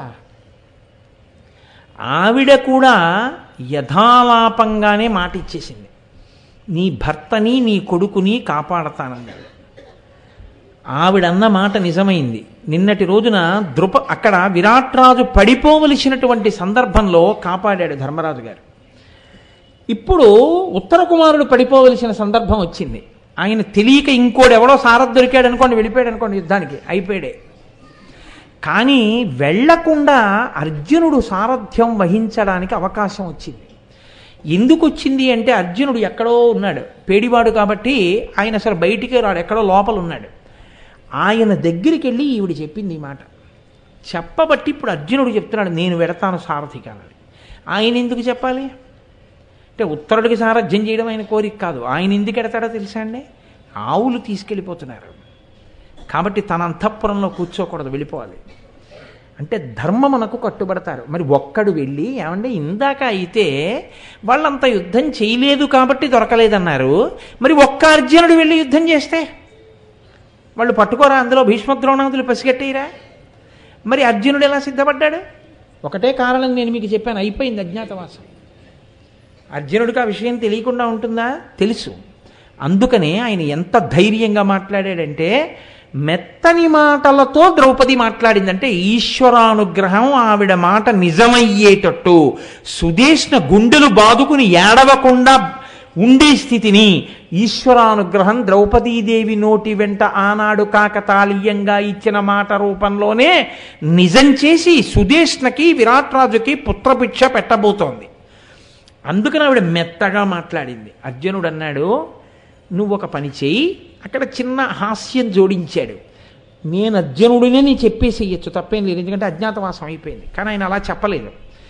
చెప్పకుండా అన్నాడు, ఖాండవవన దహనం చేసినప్పుడు అర్జునుడికి రథసారథ్యం ఈ బృహన్నలే చేశాడు, చాలా బాగా సారథ్యం చేస్తాడని చెప్పు, ఎలాగైనా నన్ను రథసారథిగా పెట్టుకుని వెళ్ళేటట్టు చెయ్యి, ఆ తర్వాత పరిస్థితి నేను చూస్తాను అన్నాడు. ఆవిడంది అమ్మో అంది, ఒక్కడే వెడితే అంటే ఆయన అన్నాడు, మన అజ్ఞాతవాసం అయిపోయింది, లెక్క కట్టి చూడు పూర్తయిపోయింది అజ్ఞాతవాసం, అధిక మాసాలతో కలిపి పూర్తయిపోయింది. కాబట్టి ఇంకా భయం లేదు, బయటపడిపోవచ్చు, ఆవుల్ని రక్షించాలి, కాబట్టి నేను వెడతాను. నువ్వు ఈ రూపంలోనే నేను సారథిగా ఉండేటట్టుగా ఉత్తర కుమారుడి చేత అంగీకరింపజేయమన్నాడు. ఇందులో ఇంకొక ధర్మ సూక్ష్మం. అజ్ఞాతవాసం అయిపోయింది, మనం బయటపడిపోదామన్న మాట పెద్దవాడైనటువంటి ధర్మరాజు నోటి వెంట ముందు రావాలి. రాకుండా అది అర్జునుడి వల్ల బయటకు వచ్చేయకూడదు. కాబట్టి అది ధర్మరాజు నోటి వెంట వచ్చిన తర్వాత జరగవలసిన విషయాన్ని ధర్మరాజు గారు నిర్ణయం చేయాలి. బహుశः అది కూడా ఒక కారణం కావచ్చు. అందుకే అర్జునుడు పేడి రూపంతోనే ఉన్నాడు, ఇంకా ఉండి ఈ కబురు పంపించాడు. ఇప్పుడు ద్రౌపదీదేవి వెళ్ళి ఉత్తర కుమారుడి ముందు నిలబడి నేను నీతో ఒక మాట చెప్తానయ్యా అని మొట్టమొదట తిన్నగా వెళ్ళి ఉత్తర కుమారుడితో చెప్తే ఏమంటాడో, అంగీకరించకపోతాడు తెలియనివాడని ఉత్తరతో చెప్పింది. ఎందుకంటే ఉత్తర కుమారుడి చెల్లెలు ఉత్తర, పైగా తిన్నగా వెళ్ళి ద్రౌపది రాజకుమారుడితో మాట్లాడడం అంత అందంగా ఉండదు. కాబట్టి ఆడపిల్ల కాబట్టి ఉత్తరని పిలిచి చెప్పింది. ఆమె జనపతి నందనుండు తగు సారథి నారయుచున్నవాడిరింగిన పని చెప్పగా వలయు క్రీడి మనంబున మెచ్చునట్టి నేర్పును భుజశక్తియున్ కలిగి రూఢికి నెక్కిన సూతవృత్తిమైనని సడిసన్న ఏట్టెర బృహన్నలకున్ కలదంబుజానన. ఓ పద్మము వంటి ముఖమున్నదానా ఉత్తర, ఖాండవవనాన్ని అర్జునుడు దహించినప్పుడు సారథ్యాన్ని బృహన్నలే చేశాడు. బృహన్నల మంచి సారథి, చాలా నైపుణ్యం ఉన్నవాడు. మీ అన్నయ్య సారథి లేదని బాధపడుతున్నాడు. ఇప్పుడు బృహన్నలని సారథిగా చేసుకుని కౌరవ సైన్యాన్ని ఓడించడానికి వెళ్ళమని చెప్పు. నువ్వు చెప్తే వింటాడు, అందుకని నువ్వు వెళ్ళి చెప్పండి. ఈ మాట వినగానే ఉత్తర పరిగెత్తుకుంటూ ఉత్తరుడి దగ్గరికి వెళ్ళింది. వెళ్ళి, అన్నయ్య అన్నయ్య, బృహన్నల చాలా బాగా సారథ్యం చేస్తాట, అందుకని బృహన్నలని సారథిగా పెట్టుకుని నువ్వు బయలుదేరన్నయ్యా అంది. అంటే ఉత్తరుడు అన్నాడు, అబ్బబ్బబ్బా అని నుదుటి మీద చేయి పెట్టుకుని అకట. సైరంధ్రి కూడా ఉత్తరతో పాటు వచ్చింది. ఈవిడ చెప్తుంటే సహజంగా ఈవిడ అందిస్తుంది కదా, అవును నాకు తెలుసు, ఖాండవనాన్ని దహించినప్పుడు వెళ్ళాడు, నేను అప్పుడు పాండవుల కొలువులోనే ఉండేదాన్ని ద్రౌపదీదేవి దగ్గర సైరంధ్రిగాను. చెప్తుంటే విని చెల్లెలి వంక తిరగలేదు, సైరంధ్రి వంక తిరిగాడు. చెల్లెలి మాట కొట్టేయడం అంత బాగుండదు, అంత ప్రేమగా ఉండదు. సైరంధ్రి మాట కొట్టేయడం చాలా తేలిక. అందుకని సైరంధ్రి వైపుకి తిరిగి అబ్బబ్బబ్బా అన్నాడు నుదుటి మీద చేయబెట్టుకుని. అకట సైరంధ్రి, నన్ను ఇట్లాలి కొనగనేలా చక్కగా కనువిచ్చి ఏను పేడి చూడరోయదు రణమున సూతకృత్య భరము దాల్చుట కెమ్మి ఈ మనుచువాడా. ఏమి నీకు నాతో వేళాకోళమా సైరంధ్రి? అసలు నేను పేడివాడిని కన్ను విప్పి కూడా చూడను. ఏదో భీష్మాచార్యుల వారి స్థాయిలో మాట్లాడాడు. అసలు కన్ను విప్పి కూడా నేను చూడనే. అలాంటి వాడు నాకు ఎదురుగుండా సారథ్యమా? పేడివాడు సారథ్యం చేస్తుంటే రథంలో కూర్చుని యుద్ధం చేయనా? ఏం మాటలమ్మా అవి? పైగా నేను తేజోమూర్తినై రథంలో నిలబడి ధనస్సు పట్టుకుని యుద్ధానికి ఎడుతుంటే భీష్మ ద్రోణాదులు చూస్తారు నన్ను. అబ్బా ఏమి తేజస్సు అని చూసి ఏమంటారు? కానీ ఎంత ఊహించుకున్నాడానండి.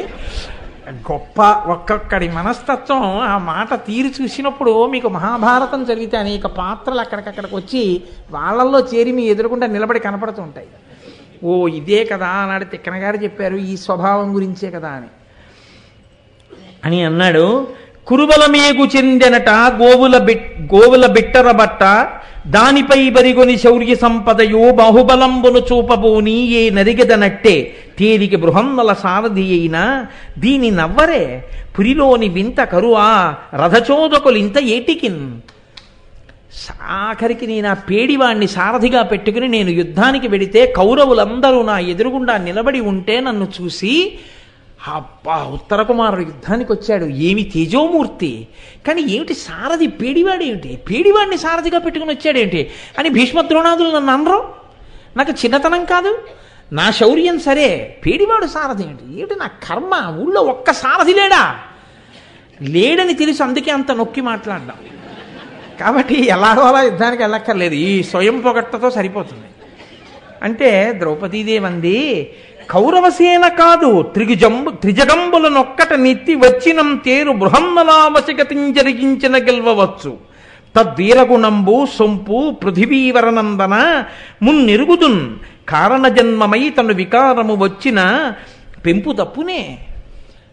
నీకు తెలియదు కాబట్టి ఉత్తర కుమార చెప్తున్నాను, 3 లోకములు ఏకమై వచ్చి నీ రథం మీద పడిపోయినా సరే బృహన్నల సారథ్యం చేస్తున్నంతసేపు నీ రథానికి ఎదురు నిలబడగలిగిన వాడు ఉండడు.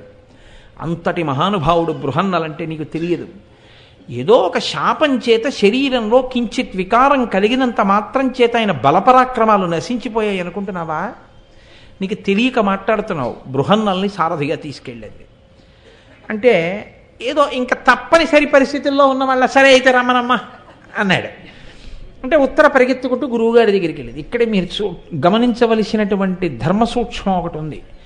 ఇప్పుడు ఏదో ఉత్తర కుమారుడు రమ్మన్నాడు కదా అని ఉత్తర గబగబా వెళ్ళి మీ అదృష్టం పండింది గురువుగారు, మా అన్నయ్య మిమ్మల్ని సారథిగా రమ్మన్నాడు, ఎంత నచ్చ చెప్పామో అందనుకోండి. నాన్నగారు ఆవిడ్ని గురువుగారి దగ్గరికి శిష్యరికానికి పంపించేటప్పుడు ఏం చెప్పాడు? తాంబూలం ఇప్పించి, అమ్మా ఆయన భోజనం దగ్గర నుంచి అన్నీ చాలా జాగ్రత్తగా పరికించు, ఆయనతో మాట్లాడేటప్పుడు పరమ మర్యాదతో మాట్లాడు, నీ గురువు అని చెప్పాడు. కాబట్టి ఇప్పుడు అలా మాట్లాడచ్చా ఉత్తర కుమారుడు మాట్లాడమన్నాడని? ఇది ఉత్తర యొక్క గొప్పతనం. ఆమె అర్జునుడి దగ్గరికి వెళ్ళి, నేను మిమ్మల్ని ఒక ప్రార్థన చేస్తున్నాను, నేను మీ శిష్యురాల్ని కాబట్టి మీ కూతురు లాంటి దాన్ని, ఆ చనువుతో మిమ్మల్ని ఒక విషయం అడుగుతున్నాను. మా అన్నయ్యకి ఒకానొకప్పుడు యుద్ధంలో సారథి మరణించాడు, తగిన సారథి దొరకక మళ్ళీ నియమించుకోలేదు. అంటే అదే సారథులు లేరా అని అర్జునుడు అడగవలసిన అవసరం లేని రీతిలో మాట్లాడుకొస్తోంది. అంటే ఎంత ప్రౌఢిమతో మాట్లాడిందో చూడండి. కాబట్టి ఇప్పుడు అన్నయ్యకి సారథి లేడు, ఈలోగా ఉత్తర గోగ్రహణం వచ్చింది. ఇప్పుడు ఆవుల్ని రక్షించడానికి అన్నయ్యకి సారథి లేడు కాబట్టి యుద్ధానికి వెళ్ళలేకపోతున్నాడు. కాబట్టి మీరు దయచేసి మా అన్నయ్యకి సారథ్యం చెయ్యాలి. మీరు కాదు అంటే నా మీద ఒట్టే, ఈ పని మాత్రం చేసి పెట్టాలి. అప్పుడు ఉత్తర అడిగింది వాళ్ళ గురువుగారు వెళ్ళారంటారు, నా మర్యాద దక్కించాలని. ఎంత మర్యాదగా మాట్లాడిందో చూడండి. అంటే అర్జునుడు అన్నాడు, భవదీయ ప్రార్థనిచే దివిరి పరమ దుష్కరములు తీర్చి అయినా ఉత్సవమునరించద సారథ్య ఒకదనగ ఏల అంబుజవదన. నీవు నన్ను ప్రార్థించిన తీరుకి, నా మీద నువ్వు చూపించినటువంటి ప్రేమకి గౌరవానికి నేనెంత లొంగిపోయానో తెలుసా? ఒక్క సారథ్యం ఏమిటి? తివిరి పరమ దుష్కరములు తీర్చి అయినా ఉత్సవమునిరించద సారథ్య విధంబొకదనగనేల అంబుజవదన. ఒక్క సారథ్యం ఏమిటి? ఏది చెప్తే అది చేస్తాను నువ్వు అన్న పని. నువ్వు ఇంత శిష్యురాలివి, ఇంత వాత్సల్యంతో గురువుగారని నన్ను వచ్చి ఇంత గౌరవంగా ప్రార్థన చేశావు, నీ కోరిక తీరుస్తానన్నాడు. వెంటనే గబగబా పరిగెత్తుకుంటూ ఉత్తర వెళ్ళి చెప్పింది, వస్తున్నారు మా గురువుగారు సారథ్యం చేస్తారని. అర్జునుడు వెళ్ళాడు. వెళ్ళి సారథ్యం చేసేస్తాను అన్నాడు అనుకోండి, చులకనగా ఉంటుంది. మనం పిలిచాం వచ్చేసాడు అనుకుంటాడు. అందుకని వెళ్ళి ఏమీ తెలియని వాళ్ళ వేళ్ళు విరుస్తూ అన్నాడు, ఏమిటో మహారాజా, నన్ను మీరు యుద్ధానికి రమ్మడం ఏమిటి? అంతఃపురంలో ఎక్కడో ఏదో ఆ అంతఃపుర స్త్రీలకి నాట్యం నేర్పుకునేవాడిని నేను. నన్ను తీసుకొచ్చి రథసారథ్యం చేయమంటే అందులో కౌరవుల మీద యుద్ధానికి తీసుకెళ్ళడం ఏమైనా బాగుందా? మీరు నన్ను కబురు చేసి నన్ను రమ్మంటున్నారు సారథిగా. ఊళ్ళో ఎక్కడో అక్కడ ఓ సారథి ఉండపోతాడా? నా మాట వినండి మహానుభావ, నన్ను వదిలేయండి, ఎవరినన్నా వెతుక్కోండి అన్నాడు. అంటే బెట్టు చేసినట్టు ఉండాలని, తన గౌరవం పోకుండా. అంటే ఉత్తరుడు అన్నాడు, ఖాండవమేర్చునప్పుడు తగన్ రథచోదక వృత్తి సల్పి ఆ ఖండల సూతికింజయముగల్గనొచ్చిన ఎట్టి బుద్ధియున్ దండితనంబు నీ ఎడన తక్కినే నా దశ మైత్రి పెన్పు ఇంకొక మాట దక్కుము రణోత్సాహనంబొనరింపు గ్రక్కునన్. ఆనాడు ఇంద్రుడి కుమారుడైనటువంటి అర్జునుడు ఖాండవవన దహనం చేస్తూ ఉంటే నువ్వు సారథ్యం చేసి అర్జునుడి యొక్క విజయానికి తోడ్పాటు చేశావు అని నాకు ద్రౌపదీదేవి ఆ సైరంధ్రి చెప్పింది. నువ్వు నా దగ్గరికి వచ్చేటప్పటికి సారథ్యం చేయడానికి నేను సారథ్యం చేయడం ఏమిటి? మీరు ఇంకెవరినైనా చూడండి అంటామే. ఆనాడు అర్జునుడితో ఎటువంటి ప్రేమ సల్పావో నాతో అటువంటి ప్రేమ సల్పు, రా రథం ఎక్కన్నాడు. అంటే ఎలా పోల్చుకున్నాడంటే అర్జునుడికి రథసారథ్యం చేయడం ఎటువంటిదో నాకు రథసారథ్యం చేయడం అటువంటిది. కాబట్టి రా, ఆ ప్రేమ చూపించు, ఎక్కువ రథం అన్నాడు. అంటే ఇప్పుడు తప్పక ఎక్కుతున్న వాళ్ళ అలాగే మహారాజా తప్పకుండా వస్తానన్నాడు. కవచం కట్టుకొని ఒక స్వర్ణ కవచం ఒకటి ఇచ్చాడు. ఇస్తే చుట్టూ కాంతాజనం ఉన్నారు, నర్తనశాల కదండి, ఆ చుట్టూ కాంతాజనం ఉన్నారు. అసలు కవచం కట్టుకునేటప్పుడు కట్టుకోవలసిన రీతిలో కాకుండా దాన్ని కొంచెం ఆ పైకి కిందకి కిందని పైకి చేసి కట్టుకోవడం ఎలాగో తెలియక ఇలా ఇలా పెట్టుకుంటున్నట్టుగా నటించాడు అర్జునుడు. అది చూసి ఉత్తర కుమారుడు అనుకుని అర్జునుడికి సారథ్యం చేసి అట్లా కవచం కట్టుకోవడం రాదు అన్నట్టుగా చూసి తానే వచ్చి కవచం కట్టాడు. ఏమీ తెలియనట్టుగా అక్కడ ఉన్న కాంతలందరూ నవ్వారు. నవ్వితే అర్జునుడు కావలసింది అర్జునుడికి అదే. ఇప్పుడు ఆయన దగ్గర పనికొచ్చేవాళ్ళ అర్జునుడు అనిపించాడు అనుకోండి, సారథి అనిపించాడు అనుకోండి, ఆయన మీద ఈయన వాళ్తాడు. అదో లక్షణం ఉంటుంది కొంతమందికి. తామే చేస్తున్నట్లు ఉంటారు, తామేం చేయలేమని వాళ్ళకి తెలుసు. అందుకని ఏం చేస్తారంటే కొంచెం బలమైన వాళ్ళని చూసుకుని వాళ్ళ మీద ఒరిగి వీళ్ళే చేస్తున్నట్లు నటిస్తుంటారు. ఇది కొంతమందికి ఉండే బలహీనత. మీరు చూడండి, సుందరకాండలో వానరులందరూ వాళ్ళే చెప్పేశారు సీతమ్మని చూసి వచ్చామని. నా యందు సీతమ్మ ఎట్లున్నది అని అడిగాడు రామచంద్రమూర్తి. అడిగాక అందరూ తప్పు, ఇది మాకు తెలియదు, హనుమ చెప్తారని ఆయన తీసుకొచ్చారు. అంటే ఇంకొకరి మీదకి ఒరిగి వాళ్ళ ద్వారా పనులు చేయించేసుకుని వీళ్ళు చేసినట్లు ప్రవర్తిస్తుంటారు. అర్జునుడు సామాన్యుడండి, అందుకని ఆయనకన్నా చేతకాని వాళ్ళే ఈయన నటించాడు. కవచం కట్టుకోవడమే రాని వాళ్ళగా. సరే అయితే వెళ్ళి పతాకం కట్టు, ఖడ్గం, అమ్ముల బదులు, ధనస్సులు అన్నీ సిద్ధం చేయి, వచ్చేస్తున్నానన్నాడు. వెళ్ళాడు, ఆ పతాకం ఎత్తాడు, ఖడ్గాలు, అమ్ముల పొదులు, ధనస్సులు అన్నీ పెట్టాడు. రాజకుమార అన్నాడు. ఉత్తర కుమారుడు వెళ్ళాడు, రథం ఎక్కాడు, ఆ నొసల మీద కూర్చున్నాడు, రథాన్ని తోలుతూ బయలుదేరుతున్నాడు. బయలుదేరుతుంటే పాపం ఆ ఉత్తర గబగబా బయటికి వచ్చింది. వచ్చి కురువీరుల గెలిచి తదంబరములలో చిత్రవర్ణభాసురములుగాదర మెరిగిన లోచనోత్సవకరములుగా బొమ్మ పొత్తికలకు తిండి. కౌరవులు కట్టుకునేటటువంటి తలపాగలు మెరిసిపోయేటటువంటి మంచి మంచి బట్టలతో కట్టుకుంటారని విన్నాను. అన్నయ్య నువ్వు ఎలాగో భీష్మద్రోణాది వీరులందరినీ పడగొట్టేస్తావు కాబట్టి పడగొట్టేసిన తర్వాత ఆ వాళ్ళ యొక్క ఆ తలపాగల మీద ఉన్నటువంటి ఆ కుచ్చులు కోసి పట్టకరావా అన్నయ్య, బొమ్మ పొత్తికలు కట్టుకుంటానని. వాళ్ళనే పడగొట్టేస్తాను, బొమ్మ పొత్తికలు తేవడం పెద్ద విషయం ఏమిటమ్మా, అలాగే తెస్తానన్నాడు. రథం ఎక్కేశాడు. అలాగే తెస్తాట మీ అన్నయ్య, నువ్వేం బెంగ పెట్టుకోకన్నాడు అర్జునుడు. పాప ఆ ఊళ్ళో ఉన్న ఆడవాళ్ళందరూ వచ్చారు, నీరాజనాలు ఎత్తారు. అన్నాళ్ళ నుంచి వింటున్నాం విరాటరాజు చెప్తుంటే. ఇంకా కొద్దిసేపట్లో విజయవార్తలు వినబోతున్నాం, భీష్మ ద్రోణాదుల్ని పడగొట్టేశాడు ఉత్తర కుమారుడని అని ఆశీర్వచనం చేశారు, అక్షతలు జల్లారు, బయలుదేరాడు. అర్జునుడు రథాన్ని నడుపుతున్నాడు. అది శ్మశానం పక్కగా ఆ ఎదురుగుండా కౌరవ సైన్యం ఆవులను మళ్లిస్తున్నటువంటి దగ్గరికి వెళ్ళారు. అప్పటికి కౌరవ సైన్యం ఆవుల్ని మళ్లించడం అయింది, కదులుతోంది. కదిలినప్పుడు కౌరవ సైన్యం కనపడలేదు, దుమ్ము కనపడింది అంతే, కేవలం ధూళి కనపడింది అక్కడ.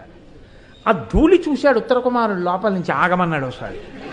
ఎందుకన్నాడు అర్జునుడు అంటే, అన్నాడు అకృతాస్త్రుడా, బాలుడా, కార్ముక విద్యా ప్రౌఢిమై నిరూఢలైన ఈ శకుని, జయత్రత, దుర్ముఖ, వికర్ణ, కర్ణాది యోధ వీరులకెదురే.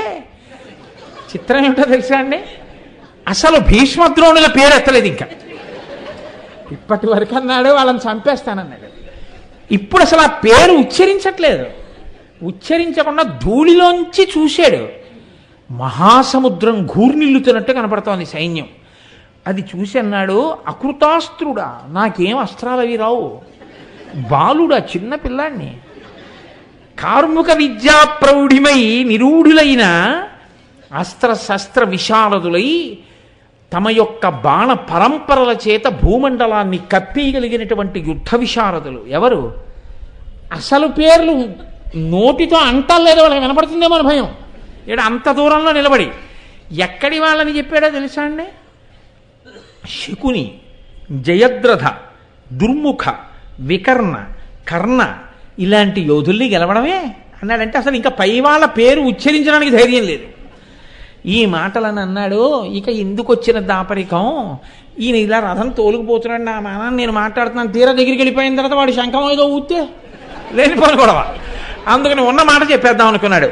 కౌరవసేన చూచి వడకందొడగన్మదితోన మేను నీ ఊరకపోవు చుంకి ఇది యొప్పునే ఇప్పటి భంగి చూచి నన్ వీరల నేను మార్కొనిమి నిశ్చయము అట్లగుటన్ రయంబునం తేరు మరల్పు ప్రాణముల్ తీపనమున్ వినవే బృహన్నలా అన్నాడు. కౌరవసేన చూచి వడకందొడగన్మదితోన మేను అన్నాడు. నాకు శరీరం వణికిపోవడం కాదు, మనసు కూడా వణికిపోతుంది. కౌరవసేన చూచి వడకందొడగన్మదితోన మేను నీ ఊరకపోవుచుంటి ఇది యొప్పునే. నువ్వు అలా రథాన్ని తోలుకుంటూ వెళ్ళిపోతున్నావు, నేనేమో వణికిపోతున్నాను, నేనే యుద్ధం చేస్తాననుకుంటున్నావు ఏంటే? నీ ఉరకపోవుచుంటివి ఇది యొప్పునే. లోపల అధికుడు చెప్పిన మాట సారథి వినాలి. ఏమిటే నీకు అంత కావరంగా ఉంది, ఏమిటి అలా వెళ్ళిపోతున్నావు, ఏమిటి అది ఏమిటనుకుంటున్నావు? కౌరవసేన, దాన్ని చూస్తే అడిలిపోతున్నాను నేను. ఇప్పటి భంగి చూచినన్ విరల నేను మార్కొనిమి. ఇప్పుడున్న పరిస్థితులు చూస్తే అసలు యుద్ధం లేదు, ఇంకా క్యాన్సిల్డ్. అసలు వాళ్ళని చూస్తేనే భయంగా ఉంది, వణికిపోతున్నాను. తేరు మరల్పు, తిప్పే రథం, వెళ్ళిపోదాం ఇంటికి. ప్రాణములు తీపనమున్ వినవే బృహన్నలా. ఎవరికైనా ప్రాణాలు తీపేయా? ఎవడి ప్రాణాలు వాడు రక్షించుకోవాలి, అంతకన్నా పెద్ద ధర్మం లేదు. పద వెళ్ళిపోదాం ఇంటికి. ఆపు రథం, ఏమిటి అలా ముందుకు పోతున్నావు, తిప్పే వెనక్కి అన్నాడు. అంటే అర్జునుడు అన్నాడు వెనక్కి తిరిగి, రథమ్మాన రథం వెళ్ళిపోతోంది.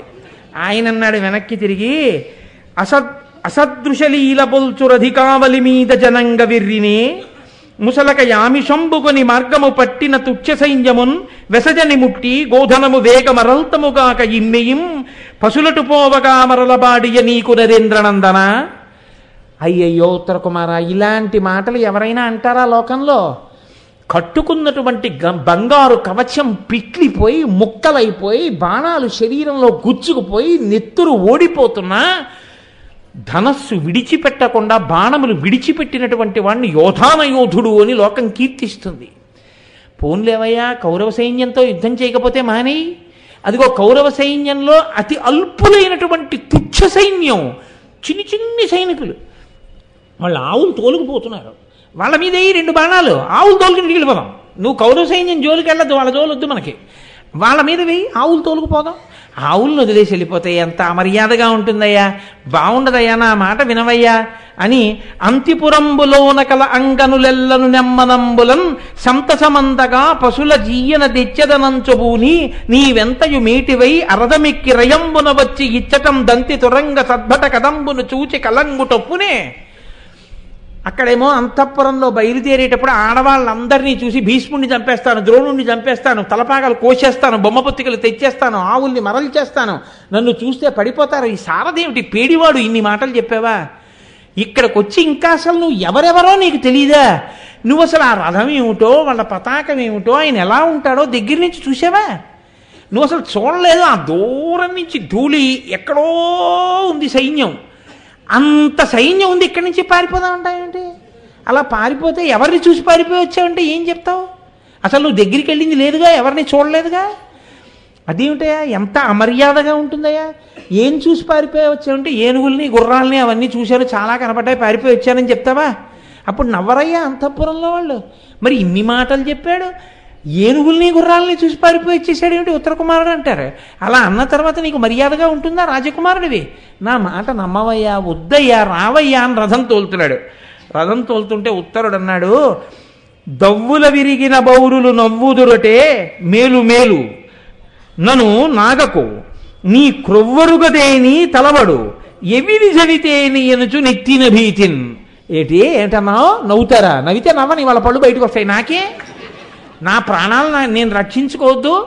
అయినా చెప్తుంటే ఆపకుండా రథం తీసుకెళ్ళిపోతున్నాయి ఉంటాయో ముందుకి. అలా వెళ్ళిపోతే కౌరవ సైన్యం దగ్గరికి వెళ్ళిపోతాం. వాడు ఏ శంఖమో ఊదేయడమో ఏ బాణమో వేసేయడమో చేశాడంటే నేను చచ్చిపోతాను. నీకు చేతులు బాగా కొవ్వు పట్టి ఒళ్ళు కొవ్వు పట్టినట్టుంది. నువ్వు ఎలా పోతే నాకే, నువ్వు వెళ్ళిపోతే వెళ్ళిపో రథంలో, నేను ఇందులో ఉండనన్నాడు. అని శరములు శరాసనము నా ఎరదముపై దిగ్గ విడిచి అతిరభసమునన్ ధరణికి లంఘించే వెసన్ పురిదశకును లజ్జవీటి బోవంబారెన్. పారిపోవడానికి సిద్ధపడిపోతూ నువ్వు కాని రథాన్ని ఆపి నన్ను మా అమ్మ దగ్గరికి తీసుకుని వెళ్ళిపోయావో నీకు నేను ఎన్ని కానుకలైనా ఇస్తాను. నా మాట వినకుండా నీ ఒళ్ళు చేతులు కొవ్వు పట్టి యుద్ధానికి పోయావో నీ కర్మ పో, నువ్వు వాళ్ళ చేతిలో పడిపోతావు.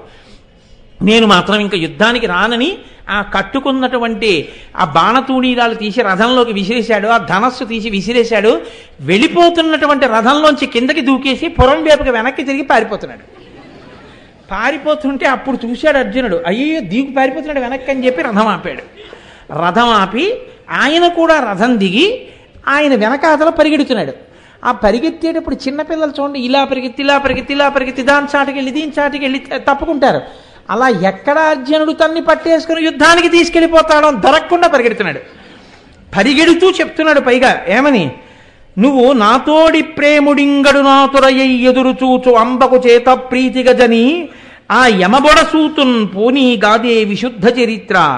మా అమ్మ నా కోసం ఎదురు చూస్తుంటుందయ్యా, నా కొడుకు వస్తాడని చూస్తుందయ్యా, మా అమ్మకి నేను కనపడితే ఎంత పొంగిపోతుందోనయ్యా, మా అమ్మ ఏడిచేట్టు చేయకయ్యా, నన్ను వెళ్ళిపోనివయ్యా, పుణ్యం కట్టుకోవయ్యా, నువ్వు కానీ నన్ను వెళ్ళిపోనిచ్చావా, నీకు ఇంటికి వెళ్ళగానే నాతో పాటు నువ్వు పారిపోయిచ్చేయి, నువ్వు వెళ్ళొద్దు యుద్ధానికి, ఇద్దరం వెళ్ళిపోదాం ఇంటికి, రథం పోతే పోయింది దిక్కువెళ్ళ రథం అలా వదిలేయి. 100 బంగారు నాణాలు 8 వైఢూర్యాలు గుర్రాలతో కూడిన ఒక రథం 10 ఏనుగులు ఒక ఊరు నీకు ఇచ్చేస్తాను ఇంటికి వెళ్ళగానే, రా ఇద్దరం పారిపోదాం అన్నాడు. అంటే ఆయన అన్నాడు అర్జునుడు, ఇది ఎక్కడ ప్రారంభమయ్యా, ఇదేం పారిపోవడం అయ్యా, ఇలా పారిపోకూడదు, నా మాట వినన్నాడు. ఈలోగా ఒక గమ్మత్తు ఒకటి చాలా గొప్ప ఆశ్చర్యకరమైనటువంటి సందర్భం జరిగింది. మీరు దాన్ని మానసికంగా చూడడం కొంచెం తేలిక, ఎందుకంటే ఇటువంటి సన్నివేశాన్ని మీరు ఒక చోట చూసి ఉన్నారు, ఇప్పటికీ అది చూడని వాళ్ళు ఎవరు ఉండరు. కాబట్టి అది ఎక్కడో దాపరికం ఎందుకండి, మీ అందరూ చూసిందే కదా నర్తనశాల. కాబట్టి మనస్సులలో కనపడుతూ ఉంటుంది. ఆ ఉత్తర కుమారుడు పరిగెడుతూ ఉండడం, అర్జునుడు వెంట తరమడం. అప్పటికి బృహన్నల వేషంలో ఉన్నాడు. పరిగెడుతుంటే మిగిలిన వాళ్ళు దూరం నుంచి చూసి అనుకుంటున్నారు, అదేమిటి రధికుడు రథంలోంచి దూకేసి పారిపోతున్నాడు, సారథి వెంటపడి ఆపుతున్నాడు, రధికుడి కన్నా సారథే ధైర్యం ఉన్నవాడే అనుకుని విక నవ్వుతున్నారు. 4 కళ్ళు అనుమానంతో చూసాయి. ఒకరు భీష్ముడు, ఒకరు ద్రోణుడు. చూస్తూ ద్రోణుడు అన్నాడు, ఒక చమత్కారమైనటువంటి మాట అన్నాడు. ఈ పరిగెడుతున్నటువంటి ఉత్తరుడితో అర్జునుడు అంటున్నాడు, వెరవకుమన్న పోటు కురువీరుల తోట నసక్యమేని అత్తెరగదియేల నీకుడుగు తేరికి సారథిగమ్ము నాకు చిచ్చురు పిడుగెట్టులడరి శూరుల మొత్తము నిగ్గు చేచదన్ బరపెదసేన రాజు ధృతిబా పెదగోవుల గ్రమరించదన్. నీకంత భయం అయితే ఉత్తర కుమారా నువ్వు యుద్ధం చేయొద్దు, ఆగి నా రథం మీద నువ్వు సారథ్యం చెయ్యి, నేను యుద్ధం చేస్తాను, సమస్త కౌరవ సైన్యాన్ని పడగొట్టి ఆవుల్ని వెనక్కి తీసుకుని వెళ్ళిపోదాం, నా మాట నమ్ము, రా రా రా అని వెంటపడుతున్నాడు. వెంటపడి చెప్తున్న మాటలు వినపట్టలేదు, కానీ అర్జునుడు వెనకాతల పరిగెత్తడం కనపడింది. ముందుకి ఇలా చూశారు భీష్మద్రోణులు ఇద్దరు, వెనక్కి తిరిగి చూశాడు ద్రోణుడు కౌరవ సైన్యం వైపు. తిరిగి చూసి ఇది మహాపురుషుల యొక్క స్థితి అంటే అలా ఉంటుంది. ఆయన వెనక్కి తిరిగి చూసి అన్నాడు, ఆకాశంలో సూర్యుడు చాలా మందంగా ప్రకాశిస్తున్నాడు, దూరంగా నక్కల కూతలు వినపడుతున్నాయి, పైగా దిక్కులలో కాంతి తరిగిపోయి ఉంది, తూర్యాలు మోగించకుండా మోగుతున్నాయి, ఆయుధాలు నిప్పులు కక్కినట్టున్నాయి, ఏనుగులు అకస్మాత్తుగా నీరసపడి తడబడుతున్నాయి, గుర్రాల కన్నుల వెంట నీరు కారుతోంది, దిక్కులలో దూరంగా చూస్తే పొగ కనపడుతోంది. అంటే భయంకరమైనటువంటి యుద్ధము సంప్రాప్తము కాపోతోంది. ఒక మహావీరుడెవరో మనల్ని ఎదుర్కొనబోతున్నాడు, కాబట్టి మీ అందరూ మీ ఆయుధాలని గట్టిగా పట్టుకుని యుద్ధానికి సిద్ధపడండి అన్నాడు. అని భీష్మద్రోణులు ఇద్దరూ కూడా తాము కూర్చున్నటువంటి ఆ రథాల మించి చూశారు. దుర్యోధనుడు పక్కన భీష్ముడు, పక్కన ద్రోణుడు నిలబడి ఉన్నారు. ఇప్పుడు ఇద్దరి కళ్ళు, భీష్ముడు ద్రోణుడు ఇద్దరి కళ్ళు లెక్క కట్టాయి. పొడుగాటి చేతులు, చాలా పొడుగైనటువంటి మనిషి, ఆజానబాహువు, విశేషమైనటువంటి తేజస్సు, కావాలని ఒక వేషం చేత దాచినట్టు కనపడుతోంది. ఆ అడుగులు వేసేటప్పుడు, వాణ్ణి పట్టుకోవడానికి పరిగెత్తేటప్పుడు కూడా టీవీ ఏనుగు నడిస్తే ఎలా ఉంటుందో అలా నడుస్తున్నాడు. ఖచ్చితంగా ఇతను సారథి కాదు, అర్జునుడే. అనుమానం ద్రోణుడు, నిర్ధారణ భీష్ముడిది. ఇంత పొడుగైన చేతులతో, ఇంత విశాలమైనటువంటి వక్షస్థలంతో, ఇంత ఆజానబాహువై, అంత పొడగరి అయి, అంత ధైర్యంగా రథిని పట్టుకొచ్చి రథం ఎక్కుదాం అనుకుంటున్నాడంటే అర్జునుడు కానీ వచ్చాడా? ద్రోణుడికి అనుమానం వచ్చింది. ఇప్పుడు అడిగాడు అనుకోండి భీష్ముణ్ణి, అర్జునుడు వచ్చేసాడా అని అడిగాడు అనుకోండి, ఇలా అడిగిన వెంటనే ఒక ఉపద్రవం ఒకటి వస్తుంది. పక్కనే దుర్యోధనుడు ఉన్నాడు, వీళ్ళిద్దరు ఏం మాట్లాడుకుంటున్నారో గమనిస్తూ ఉంటాడు. అర్జునుడా అన్నాడు అనుకోండి తొందరపడి, భీష్ముడు ఖచ్చితంగా అర్జునుడే అన్నాడు అనుకోండి, మోగించండి నగారాలంటే. అర్జునుడే వచ్చాడు, అజ్ఞాతవాసం భంగం, పరిగెత్తండి, గబగబా వెళ్ళి పట్టుకోండి, రండి అంటాడు. ఒక్కనాటికి దొరకడనుకోండి, కానీ ఇంకా గాంధీవం అందుకోలేదు అర్జునుడు అప్పటికి. బలహీనమైన ధనస్సు ఉత్తర కుమారుడిది కాబట్టి అంత ఆతృతలో కూడా, అంత గుర్తుపట్టిన సంరంభంలో కూడా అవతలవాడి మీద ప్రేమ పొంగి పొరలుతోందనుకోండి, అర్జునుడే అనలేదు. ఎందుకో తెలుసా అండి, అర్జునుడే అనేస్తే ఏ ప్రమాదం వచ్చేస్తుందో బిడ్డలకని. ఇది దేహ సంబంధం చేత భీష్ముడు, ఆత్మ సంబంధం చేత ద్రోణుడు. ఒకరు తాత, ఒకరు గురువు. అంటే వీళ్ళిద్దరి స్థానాలు పాండవుల యందు ఎంత ప్రేమ కలిగినవో, ఎంత గొప్పవాళ్ళో విరాట పర్వంలో చెప్తుంది. అంత మారువేషంలో, అంత పేడివాడిగా, బృహన్నల రూపంతో నేల మీద అంత దూరంలో పరిగెడుతున్న అర్జునుణ్ణి చూసి గుర్తుపట్టేశాడు భీష్ముడు. అయితే అడగాలిగా, ద్రోణుడు అడగాలిగా అర్జునుడేనా అని. ఆతృత అణుచుకోలేకపోతున్నాడు, భీష్ముడిని అడగాలి. ఇప్పుడు భీష్ముడిని అడిగాడు అనుకోండి, భీష్ముడు ఇరకాటంలో పడతాడు. దుర్యోధనుడు చాలా జాగ్రత్తగా గమనిస్తూ ఉంటాడు. అవునని చెప్పాలా, కాదని చెప్పాలా? ఆతృతతో గురువు అడిగితే కాదని చెప్పిన ఆ సమయానికి ద్రోణుణ్ణి వంచినట్లవుతుంది. అవునని చెప్తే దుర్యోధనుడికి వినపడుతుంది. రాజు పక్కనే రాజుకి తెలియకుండా మాట్లాడినట్టు అవుతుంది. అది రాజద్రోహం. అలా ఉండకూడదు కూడా, అది ధర్మం కాదు. కాబట్టి ఇప్పుడు భీష్ముడు ఇరకాటంలో పడకూడదు అనుకుంటే భీష్ముడికి ఒకడికే అర్థమయ్యేట్టు, భీష్ముడు చెప్పే జవాబు తనకొకడికే అర్థమయ్యేట్టు, పక్కన ఉన్న దుర్యోధనుడికి ఆ ప్రశ్న అర్థం కాకూడదని, భీష్ముడు చెప్పే జవాబు విన్నా కూడా దుర్యోధనుడికి అది ఇంకొక రకంగా అర్థం కావాలని అలా ఉండేటట్టుగా ప్రశ్న వేశాడు ద్రోణాచార్యుల వారు. ఇది వాళ్ళిద్దరి పక్షపాతం అంటే. కేవలం భీష్మద్రోణులది పాండవ పక్షపాతం అని మీరు చెప్పకూడదు. ఎంత ప్రేమయో, ఎంత ధర్మమునందు వాళ్ళకి పక్షపాతమో, గుండెలలోంచి పొంగి వచ్చిన ప్రేమ ఎంత గొప్పదో. భీష్ముడు నిజంగా ఆ ద్రోణాచార్యుల వారు కంటికి రెప్పలా ఎలా కాపాడుకున్నారో ఆ పాండవుల్ని విరాట పర్వంలో చదువుతుంటే, అటువంటి మహనీయులు ఉండబట్టి కదా వాళ్ళ అజ్ఞాతవాసం పూర్తయింది, రక్షింపబడ్డారనిపిస్తుంది. ద్రోణుడు అర్జునుణ్ణి చెట్టుగా పోల్చి అడిగాడు. ఎందుకో తెలుసా అండి? పొడవాటి అంగీ కట్టుకున్నాడు, పొడవాటి పంచె కట్టుకున్నాడు, శంఖాలతో కూడిన నగలు వేసుకున్నాడు. వేసుకుని అంత పొడుగ్గా చెట్టులా ఉన్నాడంటాం మనం కదా. ఎవరైనా పొడుగ్గా ఉన్నారనుకోండి, ధ్వజస్తంభంలా ఉన్నాడని అంటే చెట్టంత మనిషి అంటుంటాం కదా. చెట్టంత మనిషి అర్జునుడు. పైగా అర్జున అన్న పేరు చెట్టుది, అర్జున వృక్షం అంటాం. దక్షిణ భారతదేశంలో, ద్రవిడ దేశంలో ఒక శివాలయంలో మధ్వార్జునము అని ఆ వృక్షం పేరు మీదుగా పరమశివుడు వెలిశాడు.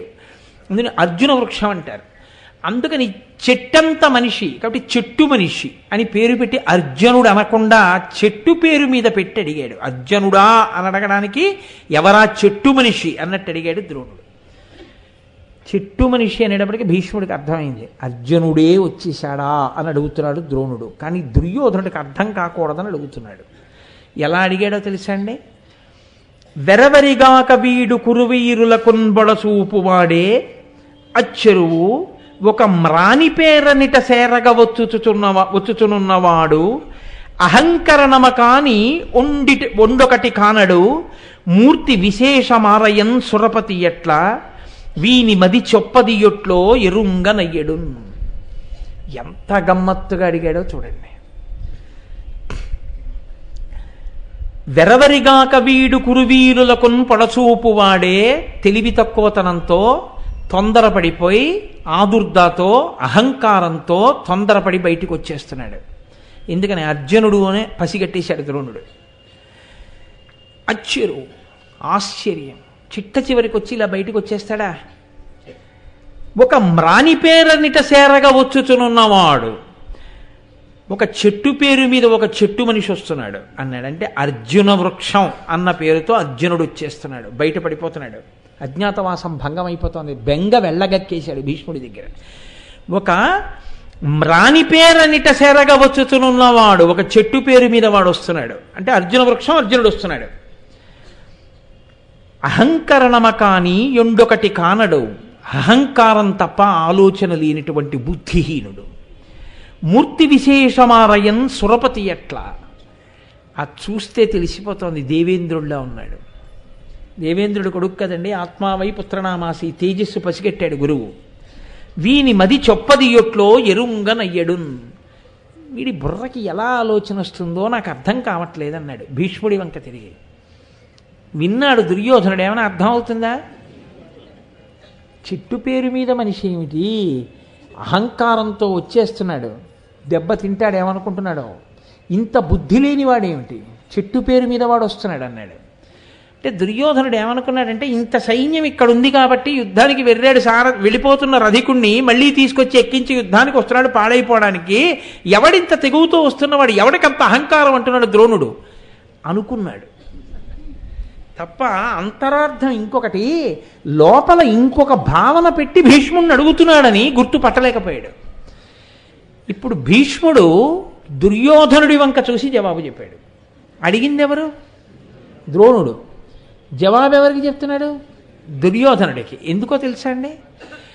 ఇప్పుడు భీష్ముడు ద్రోణుడు వంకే తిరిగి మాట్లాడాడు అనుకోండి, ఏం మాట్లాడుకుంటున్నారు అన్నాడు అనుకోండి, అబద్ధమే చెప్పాలా ప్రకటంగా? అడిగినది ద్రోణుడైనా దుర్యోధనుడికి జవాబు చెప్పాడు అనుకోండి, అంటాడు వెర్రాడు, ఎంత అర్థమైందో అంతే. అసలు అర్థం ఎవరికి అవుతుంది? ద్రోణుడికి అవుతుంది కదా.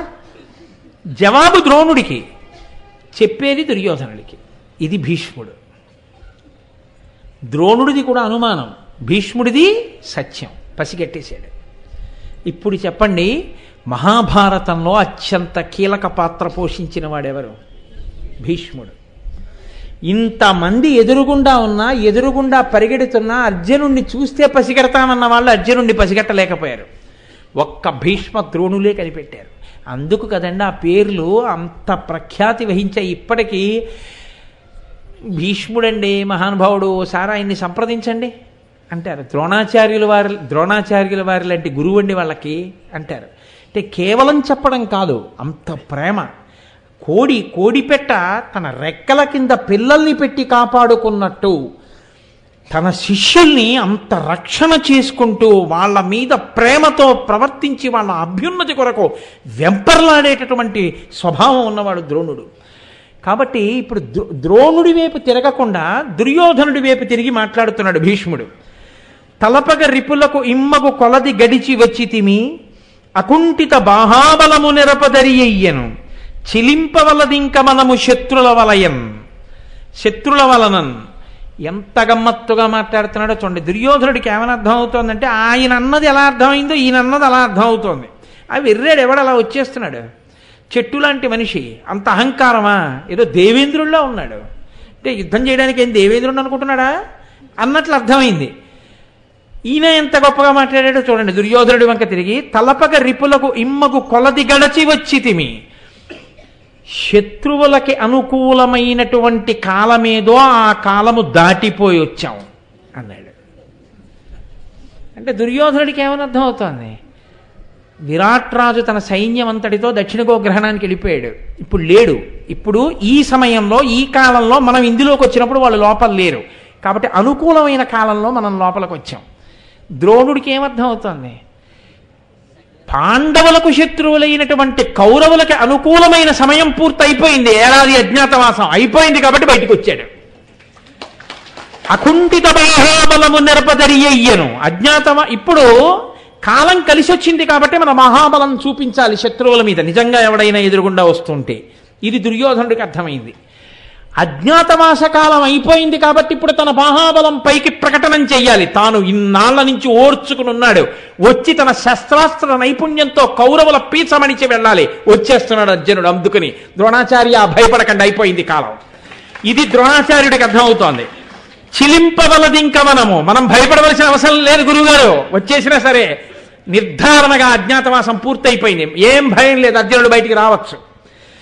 శత్రువుల వలన భయం పాండవులకు లేదు. కాలం గడిచిపోయింది, వాళ్ళని ఎవరు మట్టు పెట్టగలిగిన వాళ్ళు కాదు, అజ్ఞాతవాసం పూర్తి చేసేశారు. ఇది ఇటు తిరిగి చెప్పలేదు, అటు తిరిగి చెప్పాడు. ఆయనకు ఓలా అర్థమైంది, ఊరుకున్నాడు. ఈయనకి అర్థమైంది, పొంగొచ్చేసింది. ఇది ఆశ్చర్యం. భీష్ముడే చెప్పాడు, ఇక తిరుగులేదు. కాబట్టి ఇప్పుడు వస్తున్నవాడెవరు? తన శిష్యుడు. తన శిష్యుడంటే ఎవరో తెలుసా అండి? తన దేహము నుంచి పుట్టినటువంటి వాడి కన్నా కూడా పై స్థాయిలో ఉంటాడు శిష్యుడు.